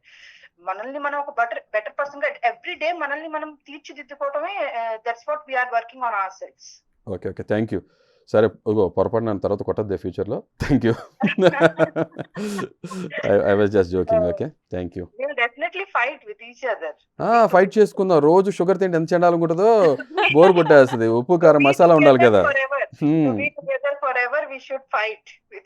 అప్పుడే కదా రిలేషన్ స్ట్రెంగ్ అవుతుంది, ఇంకా స్ట్రాంగ్ అవుతుంది. కన్నా ఏంటో ఇది విదూరంగా ఉంది. నేషనల్ టెలివిజన్లో ప్రపోజ్ చేయమంట. రోజు నీకు పొద్దున్న దాకా వచ్చేప్పుడు ఐ లవ్ యూ చెప్పొచ్చా? ఇప్పుడు నేషనల్ టెలివిజన్లో ఐ లవ్ యూ చెప్పాలట. చెప్పాలా ఐ లవ్ యూ? నాలో సగం ఉన్నావు ఆల్రెడీ. నా మనసులో మాట తెలీదా నీకు? మనం రోజు even whenever we eat together, most of the times, mostly 100 లో I can say 95 times whenever we eat together, నువ్వు నీ ఫస్ట్ తినే ముద్ద నాకే పెడతావు. I feel that is I love you itself. Okay, అలా ఎందుకు అనుకుంటున్నావు? ఆ ముద్దలు ఉప్పు కారం ఎక్కువ అయిపోయిందనో, లేకపోతే రాళ్ళు ఉన్నాయని పెడుతున్నానేమో నీకు అనుకోవచ్చు కదా. నాకు అట్లా ఎప్పుడు రాలేదు, ఎందుకంటే వంట చేసేది నేనే కాబట్టి. ఓకే, నాకు భయంతో పెడుతున్నానేమో, ఏం చేసావు, విషయం వేసామని. ఇలా కూడా అనుకుంటారు కదా పబ్లిక్, అరే విషయం పెడుతుందేమో, ఫస్ట్ ఈ క్యాండిడేట్ పెడదాం, ప్రేమతో పెట్టట్లేదేమో. తర్వాత ముద్దలు తినాల్సింది, నీ ప్లేట్ తినాల్సింది నువ్వే కదా. My God. చాలా థ్యాంక్స్ లాట్. థ్యాంక్స్ అనేది నాకు ఫార్మల్గా ఉంది. సరే, థ్యాంక్ యూ కన్నా. థ్యాంక్ యూ అని చాలా థ్యాంక్స్ అని చెప్తున్నా. ఓకే కన్నా, పోటీ I love you. I call like that. Okay, చలో, బాయ్ బాయ్. అంటే ఇక్కడ ఒక చిన్న క్వశ్చన్ వచ్చింది నాకు. 20 years ఈ జర్నీలో అసలు ఇప్పటికీ కూడా అలా ఉన్నారు అంటే అసలు సూపర్. అంటే మనకి స్కిన్ మేట్ కావాలా, సోల్మేట్ కావాలా? సోల్మేట్. చాలా సింపుల్ లాజిక్ దాని ఆన్సర్. అంటే ఇద్దరి అభిప్రాయాలు ఒకటే. అంటే తను మాట్లాడే విధానం బట్టి కూడా చూస్తే నాకు డిట్ట మీరు మాట్లాడుతున్నట్టుగానే అనిపిస్తుంది. మీకు విషయం చెప్పంటారా? ఒక డెస్టినీ రాసి ఉంటుంది. ఒక ప్యూబర్టీ ఇంటర్మీడియట్ ఏజ్ లో ఉన్నప్పుడు, అప్పటి వరకు 10th వరకు చాలా కోపంగా ఉన్న మనిషి నేను ఇంటర్మీడియట్ రాగానే ఆటోమేటిక్ గా ఒక క్రషెస్, ఇన్ఫాక్చుయేషన్, ఎదుటి మీద అట్రాక్షన్ అనేది ఫామ్ అవుతుంది. ఆపోజిట్ అంటారు, అది సృష్టి ధర్మం, అది సహజంగా. అలాంటి ఫేజెస్లో ఉన్నప్పుడు మనం కొంతమంది ఇష్టపడతాం, కొంతమంది మన ఇష్టపడతారు, లైక్ అనే విషయంలో ఉంటాం. దాని లవ్ కూడా కొన్నిసార్లు అనుకుంటాం, ఇంటర్ప్రిట్ చేసుకుంటాం. ఆ ప్రాసెస్లో గ్లామర్ చాలా ఉండేది. అందరూ చాలా గ్లామరస్గా, మార్వాడి, గుజరాతీ అనుకునే వాళ్ళు నన్ను. అలా ఉండేవాడిని, చాలా సన్నగా ఉండేవాడిని, చాలా బాగుండేవాడిని. అయితే తర్వాత కాలక్రమేణా చెప్పాను కదా, ఇక లైఫ్ ఆ స్ట్రెస్, జాబ్స్, బయట మనం సన్కి ఎక్స్పోజర్, అన్ని ట్యాన్ అయిపోవటం, ఇన్ని ప్రాసెస్లో నాకు గ్లామర్ తగ్గే టైంలో తను నాకు కలవటం. మీకు తెలుసో లేదో, నాకు నాలాంటి అమ్మాయి కావాలనుకున్నాను, చాలా బలంగా అనుకునేవాడిని. నేను కులాన్ని, మతాన్ని, ప్రాంతాన్ని అసలు నమ్మను. అదే చెప్పా కదా, జీవంలో దైవం ఉంటుంది, సో ప్రతి జీవిని. సో నాకు ఈ వాల్యూస్ అని పెద్ద పెద్ద మాట్లాడారు. నేను మనిషిని, భారతీయుని, రెండే. సో నేను తను, మీకు తెలుసో లేదో, తను వాళ్ళ ఫాదర్ ఎయిర్ ఫోర్స్ ఆఫీసర్. అంటే తెలుసో లేదు ఎందుకంటే మీకు తెలియదు కదా ఆబ్వియస్గా. వాళ్ళ ఫాదర్ ఎయిర్ ఫోర్స్ ఆఫీసర్. తను పుట్టి పెరగడం అంతా కూడా నార్త్ ఇండియాలో పుట్టి పెరగడం అంతా సౌత్ ఇండియాకి వచ్చి చదువుకుంటాం. అది యాదృచ్ఛికంగా మేము ఒకరికొకరు కలవటం. So real love. నాకు ఫస్ట్ టైం తన పక్కన నడిచినప్పుడు నాకు ఆ ఫీలింగ్ కలిగింది. నాకు షీఈ్ మై గర్ల్ అనుకున్నా. కొంత టైం తీసుకున్నాం, పెద్దలు చేసుకోమన్నా కూడా కొంత టైం తీసుకున్నాము. నాకు ఏ అమ్మాయిని పరిచయం అయితే మా ఇంటికి తీసుకెళ్ళాను. మోస్ట్లీ మా పేరెంట్స్ పరిచయం చేస్తాను. అలా పరిచయం చేస్తే లేదు చేసుకోమని అది ఇదన్నా కూడా లేదు, కొంత టైం తీసుకుందాం, తెలుసుకుందాం, కంపాటబిలిటీ అని అనుకున్నా. తర్వాత షీఈ్ మై గర్ల్ అనుకున్నా. దాని తర్వాత చేయి పట్టుకున్నా, ఇంకా వదల. చాలాసార్లు నా కోపం ఎక్కువ కాబట్టి మాట్లాడిన సందర్భాలు ఉన్నాయి. పాపం నిజం చెప్పాలంటే తను ఎక్కువ నన్ను అందు. కానీ తన సపోర్ట్ చాలా ఉందనేది కూడా మాకు అర్థమైంది. అయితే ఇందాక మనం అనుకున్నట్టుగా కింద ఏవైతే కామెంట్స్‌లోకి వెళ్తే గనక అగ్ని పరీక్ష ఏదైతే ఉందో ఇదే ఈ లెవెల్‌లో ఉంది అంటే ఇంకా 'బిగ్ బాస్' వేరే లెవెల్‌లో ఉంటుందనేది ఓకే కొంతవరకు. కానీ నెగెటివ్‌గా చూసుకుంటే అగ్ని పరీక్షనే ఇంత వరస్ట్‌గా ఉంది. ఎవరెవరినో తీసుకొచ్చి ఇలా చేస్తున్నారు. ఇంకా 'బిగ్ బాస్' ఇంకెలా ఉంటుందో అనే వాళ్ళకి ఏం చెప్తారు మీరు? అంటే వరస్ట్ అనే వాళ్ళు అనుకుంటున్నారు గదండీ! హ్మ్. అంతా షో. ఓకే. ఒక పెద్ద కాస్టింగ్ అంతా ఓకే. అంత పెద్ద టీమ్ వర్క్ చేస్తుందంటే వాళ్ళకి వర్స్ట్ పీపుల్ కావాలని కాదు కదా! దే హ్మ్. Want the show to be hit. Best people రావాలి. ఒక మంచి ఎక్స్‌పీరియన్స్ వ్యూవర్స్‌కి, ఆడియన్స్‌కి ఒక మంచి ఎక్స్‌పీరియన్స్ ఇవ్వాలి. వావ్! What a show! మంచి ఎంటర్‌టైన్‌మెంట్ ఇవ్వాలని ఉద్దేశం. అలాగే ఒక ట్రూ పర్సనాలిటీస్ కూడా బయట తీయాలని హ్మ్. ఆళ్ళకి గట్టిగా బలమైన దృక్పథంతో వర్క్ చేస్తారు కదా! సో, హ్మ్. ఆబ్వియస్‌గా అదే చెప్పలా పర్సెప్షన్ ఒక్కొక్కళ్ళు ఒక రకంగా ఉంటది. వర్స్ట్ అని నేను అనను. బట్ దీంట్లో కొంతమంది ఔట్ షైన్ అవుతారు. కొంతమంది ఔట్ షైన్ కారు. ఒక్కొక్కళ్ళకి ఒక్కొక్క ఒపీనియన్స్ ఉంటాయి అంతే. హ్మ్. షో ఎప్పుడు కూడా పాడు చేసుకోవాలనుకోదు కదా! ఎవరైనా హ్మ్. సరే అంతే. కానీ ఈ అగ్ని పరీక్షలో చాలా మంది కొంతమంది యాక్టివ్‌గా ఉన్నారు. కొంతమంది మాత్రం కొంచెం డల్‌గా ఉన్నట్టుగా కూడా కొంతమందికి అనిపిస్తూ ఉంది. ఎందుకంటే నేను కూడా కొన్ని షోస్ చూడడం జరిగింది కాబట్టి. అంటే వాళ్ళేమన్నా చెప్తూ ఉంటారా మేనేజ్‌మెంట్ ఏమన్నా? అంటే మీరు హైప్ అవ్వండి. మీరు ఈ టైంలో రియాక్ట్ అవ్వకండి. మీరు రియాక్ట్ అవ్వండి అని చెప్తూ అంటే ఉంటారా? ఫస్ట్ ఆఫ్ ఆల్ లేకపోతే ఏంటంటే ప్రతి మనిషికి ఒక రకమైన పర్సనాలిటీ ఉంటది. అవును. ఓకే. వాళ్ళ పర్సనాలిటీని పోర్ట్రే చేస్తారు. హ్మ్. అది జస్ట్ ఇన్‌పుట్స్ ఏం తీసుకుంటారంటే ఓకే. ఇలా కాదు కొంతమంది అంటే సారీ టు సే దట్ కొంతమంది నటించటానికి ట్రై చేస్తారు. అయితే షో ఫార్మాట్‌లో కనపడటానికి కోసం ఇవన్నీ ట్రై చేస్తారు. ఎంత ట్రై చేసినా వాళ్ళకి ఒరిజినల్ పర్సనాలిటీ ఏదైతే ఉందో ఓవర్ టైమ్ తెలిసిపోతది కదా! హ్మ్. అలా అని వాళ్ళు చెడ్డోళ్ళు, మంచోళ్ళని మనం చెప్పకూడదు. వాళ్ళ పర్సనాలిటీ వాళ్ళ సున్నితమైన మనస్తత్వంలో ఉన్నవాళ్ళు ఉంటారు. కొంతమంది ఔట్ స్పోకెన్ పీపుల్ ఉంటారు. కొంతమంది నొప్పించుకొని నిదానంగా మాట్లాడే ఉంటారు. ఒక్కొక్కళ్ళు ఒక్కొక్క నేచర్ పర్సనాలిటీ ఉంటది. అంతే సింపుల్. Everyone is good. హ్మ్. ఎవ్రీవన్ హాస్ డిఫరెంట్ షేడ్స్ అంతే. అగ్ని పరీక్ష అనేది మొత్తం కూడా ఫేక్. అసలక్కడ ఏం జరుగుతుంది? అదొక డ్రామా లాగా ఉంది అంటూ కూడా కొంతమంది అంటున్నారు. దానికి సంబంధించి ఏమంటారు? నిజంగా అగ్ని పరీక్ష మొత్తం ఫేక్ అయితే నేను కూడా ఫేక్ పర్సన్ అయి ఉండాలి. హ్మ్. నేను ఫేక్ పర్సన్ అయితే మీరు నన్ను పిలిచి ఉండరు. ఇక్కడ కూర్చొని నేను మాట్లాడుతుండేవాడిని కాదు. హ్మ్. అంతే కదా! కానీ ఉన్న ఎవరైతే ఆ 15 మందిలో మీరు మాత్రం ఒక డిఫరెంట్ పర్సన్ లాగా ఉన్నారు అందులో మాకు తెలుసా? ఏమో చాలా మంది కూడా మా తల్లిదండ్రులు చిన్న పిల్ల అంటారు. నువ్వు చాలా తేడా రా అని. తేడా అంటే అదే మా మదర్ అంటారు. కడుపు నిండా పెడతావు. హ్మ్. కక్కే వరకు తిడతావు అంటారు. హ్మ్. నీ ప్రేమ వస్తే తట్టుకోలేము. నీ కోపం కోపాన్ని వస్తే భరించలేము. సో లాస్ట్‌గా అగ్ని పరీక్ష షో ఏదైతే ఉందో దానికి సంబంధించి మీరేం చెప్తారు? అది చెప్పట్లా నాకు అగ్ని పరీక్ష అంటం కన్నా కూడా నా ప్రతి మనిషి జీవితమే అగ్ని పరీక్ష లాంటిది. హ్మ్. అగ్ని పరీక్షలోకి వెళ్ళిన సీతాదేవి తను అబ్బా! మీరదంతా చెప్పకండి. నిజమండి. అసలు తను ఏంటో ప్రక్షాళన చెప్పండి. చేసుకుంది కదా! అలాగే ఈ షోలో అగ్ని పరీక్షలో వచ్చేవాళ్ళు అంత గొప్పగా బయటికి రావాలి అంతే. Okay. It's a good experience. నాకైతే ఆపద్ బాంధవుడు హ్మ్. అగ్ని పరీక్షకి అంటాం కన్నా కూడా చాలా మందికి అగ్ని పరీక్ష అది. అంతే హ్మ్. సింపుల్. సో 'బిగ్ బాస్‌లోకి' ఎంట్రీ ఇవ్వబోతున్నారు. సో ఎలా అనిపిస్తుంది? ఏమన్నా టెన్షన్ లాగా కానీ ఏమో లేకపోతే నాకు తెలీదు మరి మీరు ఇందాక నుంచి అంటున్నారు ఈ బిగ్ బాస్ హౌస్‌లోకి వెళ్తామని. మరి మీకు నా మీద అంత నమ్మకం ఉంటే thanks a lot. Okay. Voting system నడుస్తుంది. హ్మ్. It's going on. Okay. May the అయితే బెస్ట్ పర్సన్ ఓటింగ్ ఎవరైతే ఉన్నారో సిస్టమ్ అన్నారు కాబట్టి ఒక చిన్న క్వెషన్ లాస్ట్‌లో. ఓటింగ్ అనేది కూడా అంతా ఫేక్. అందరూ వాళ్ళే ఓటింగ్ ఏస్తారు. వాళ్ళకి నచ్చిన వాళ్ళకి ఓటింగ్ ఏస్తారు. వాళ్ళకి నచ్చిన వాళ్ళు ఎవరైతే ఉంటారో ఫేస్ టు ఫేస్ మాట్లాడే వాళ్ళకి ఓటింగ్ వెయ్యరు అంటూ కొన్ని వస్తున్నాయి రూమర్స్. దానికి సంబంధించి మీరేం చెప్తారు? అదే ఇందాక మీకు ఇన్‌ఫ్లుయెన్సర్ కాన్సెప్ట్ చెప్పాను చూసారా? హ్మ్. ఇప్పుడు నేను ఇన్‌ఫ్లుయెన్సర్ కాదు. హ్మ్. మహా అయితే నా కాలనీలో 50 మంది, 100 మంది నాకు ఓట్లేస్తారు. హ్మ్. కానీ ఇన్‌ఫ్లుయెన్సర్స్ బై డిఫాల్ట్‌గా వాళ్ళు కొంత ఫ్యాన్స్, అభిమానులు లేకపోతే వాళ్ళని ఆదరించే వాళ్ళు, ఫాలోవర్స్, సబ్‌స్క్రైబర్స్ కొంతమంది ఉంటారు కాబట్టి హ్మ్. ఎంతో కొంత ప్రభావం అయితే కనపడుతది అది ఆబ్వియస్‌గా. హ్మ్. కానీ షోలో చూస్తుంటారు కాబట్టి ఇప్పుడు నేను నిజం చెప్పాలి నాకు ఇన్‌ఫ్లుయెన్సర్స్ లేరు. హ్మ్. కానీ ఇవాళ రోజున చాలా మంది నేను సుపరిచితుడినయ్యానంటే అవును. కారణం నాకు షో ఇచ్చిన అవకాశమే గదా! హ్మ్. సో, షో ద్వారా ఇప్పుడు చాలా మంది నన్ను ఇష్టపడేవాళ్ళు కూడా ఉన్నారు. ద్వేషించే వాళ్ళు ఉన్నారు. పూర్తిగా తెలియని వాళ్ళు ఎవరైతే ఉన్నారో నేనంట ఇష్టపడే వాళ్ళకి కూడా కామ్‌గా ఉండండి. ద్వేషించే వాళ్ళు కూడా అర్థం చేసుకొని ట్రై చేయండి అంట.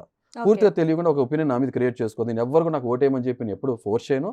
ఎవడు రైట్ పర్సన్ అనుకుంటారో వాడిని ఓటేయమని చెప్పి అంటాను అంతే. హ్మ్. కొంతమంది మేనేజ్ చేసి పీఆర్ యాక్టివిటీస్ ఎన్ని చేస్తూ ఉంటారు. రకరకాల నా దృష్టిలో కూడా వచ్చింది కానీ నేను అలా చేయను. ఎందుకనంటే నేను సామాన్యుల్లోంచి వచ్చిన నికార్సైన నిజమైన సామాన్యుడిని. హ్మ్. పీఆర్ అంటే నాకు అందరికన్నా పెద్ద పీఆర్ ఉంది. అదేంటంటే పబ్లిక్‌లోంచి వచ్చిన మనిషిని. పబ్లికే నా రిలేటివ్స్ కదా! హ్మ్. సో, పబ్లిక్ రిలేషన్స్ దానికి మించిన పెద్ద పీఆర్ ఏముంటది? ఓకే. సో వ్యూయర్స్‌కి ఏం చెప్పాలనుకుంటున్నారు? లాస్ట్.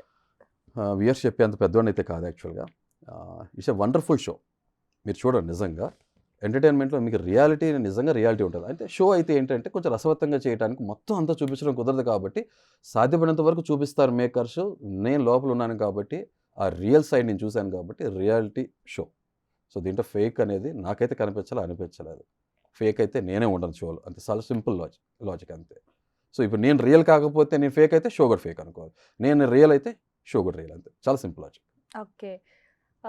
ఏదైనప్పటికీ మీరైతే అడుగు పెడుతున్నారన్న విషయం మీకు తెలుసు, నాకు తెలుసు. కాకపోతే వాళ్ళు ఇంకా అనౌన్స్ అంటే నాకు చేయలేదు. తెలుసు అనే విషయం అనేది నా కాన్ఫిడెన్స్ అది. ఉమ్, బయట ఇప్పుడు క్రియేట్ అవుతుంది బజ్, ఎపిసోడ్స్ టెలికాస్ట్ అయ్యే విధానం బట్టి నా కాన్ఫిడెన్స్తో నేను చెప్తున్నా. ఉమ్, నేను కంపల్సరీ వెళ్తున్నా, గ్యారంటీగా నేను వెళ్తున్నాను అనేది ఓవర్ కాన్ఫిడెన్స్. అలా Okay. ఉంటాం అవివేకం, నాకు అది తెలియదు. ఉమ్, అఫీషియల్గా అనౌన్స్మెంట్ వచ్చిన రోజున అప్పుడు 100% అది ధృవీకరణ అవుతుంది. ఆ రోజు నేను గర్వంగా లేదా గొప్పగా ఆనందంగా సంతోషంగా చెప్పుకుంటే అందరికీ అఫీషియల్ ఇన్ఫర్మేషన్ వస్తుంది. అయితే నేను 100% నేను గ్యారంటీగా నేను వెళ్తానని చెప్పలేను. ప్రతి మనిషి కోరుకుంటాడు కానీ వెళ్తానని నమ్ముతాడు కదా, ఆ నమ్మకం నాకు ఉంది, అంతే సింపుల్. కానీ చాలా మంది మిమ్మల్ని హరీష్ అనే దానికంటే మాస్క్ మ్యాన్ గానే ఒక పేరు పెట్టేశారు, బిరుదు ఇచ్చేశారని చెప్పొచ్చు మీకు. మాస్క్ జర్నీ మీకు చెప్పేస్తాను కదా, అవును. కొంచెం నేను డిప్రెషన్ ఆ, స్టేజ్లో ఆ ఉన్నాను పేరు కాబట్టి అంటే ప్రతి ఒక్కరు ఆ ఈ నోస్ పేరు మాస్క్ ఎలా అంటారా, ఎయిర్ అనిపిస్తుంది? పొల్యూషన్ కోసం నేను కొన్ని సంవత్సరాలు చేసుకున్నాను, ఆల్మోస్ట్ 12 years. ఓకే. ఈ మాస్క్ అయితే నేను చెప్పాను కదా, నేను కొంచెం గ్లామర్ అవును, డిప్రెషన్లో ఉన్న తర్వాత ఎలా అనిపిస్తుంది ఆ పేరు మాస్క్ మ్యాన్? నాకే వింతగా ఆశ్చర్యంగా ఉంది. ఏంటి నేను అసలు ఎప్పుడు కూడా మాస్క్ మన్ అనే పేరుతో నేను పేరు వస్తుంది, నేను ఇలా ఇలా ఇలా ఫేమస్ అనే వర్డ్ యూస్ చేయకూడదు కానీ ఇలా నోట్ అవుతాను జనానికి అని నేను ఎప్పుడు అనుకోలేదు. నేను అసలు దీన్ని ప్లాన్ చేసుకోలేదు. ఇట్ హ్యాపెండ్ అంతే, ఆర్గానిక్గా అది ఇట్ హ్యాపెండ్ అంతే. ఇప్పుడు నా ఛానల్లో కూడా ఒక స్టేజ్కి వచ్చినా రివీల్ చేద్దాం అనుకున్నా, బట్ అది దీనికి ఇలా ఈ ఫార్మేట్ ద్వారా రివీల్ అవడం జరిగింది. ఇక నేను ముందుకు వచ్చాను, అన్ఫిల్టర్డ్, పాట్ బ్రేకర్. నేను మాస్క్ కూడా వేసుకొని మేకప్ కూడా వేసుకొని మీరు చూసారు, అంతే simple, that's it. But I'm very happy. But mask man Harish అని పిలవండి, హృదయ మానవ్ అని పిలవండి, హృదయం ఉన్న మనిషి అని నేను, ఆ యాంగిల్ కూడా మీరు చూస్తూ ఉండొచ్చు. డెఫినెట్గా మీరు మా ఛానల్ చూస్తే అర్థమైపోద్ది. లేదా హరీష్ అని తల్లిదండ్రులు పెట్టిన పేరుతో పిలిచినా నేనే, హరీష్ అని పిలిచినా కూడా నేనే, ఏం ఓకే, పిలిచినా కూడా ఏదైనప్పటికీ నేనే. మీరు- మీలో ఒకండి, అంతే. మీరు బిగ్ బాస్ లోకి వెళ్ళాలి అనేది మేము కూడా కోరుకుంటున్నాం, థ్యాంక్ యూ, మీ వ్యూయర్స్ కూడా కోరుకుంటున్నారు. Thank you. హరీష్ గా కాదు, మాస్క్ మ్యాన్ గా. సో చూసారు కదా మాస్క్ మ్యాన్ చెప్పిన ముచ్చట్లు అన్ని కూడా. అయితే మరి బిగ్ బాస్ లో ఏ విధంగా ఉండబోతుంది అనేది కూడా చూద్దాం. మరిన్ని వార్తల కోసం చూస్తున్నానండి big TV. For more videos like this, subscribe Big TV channel.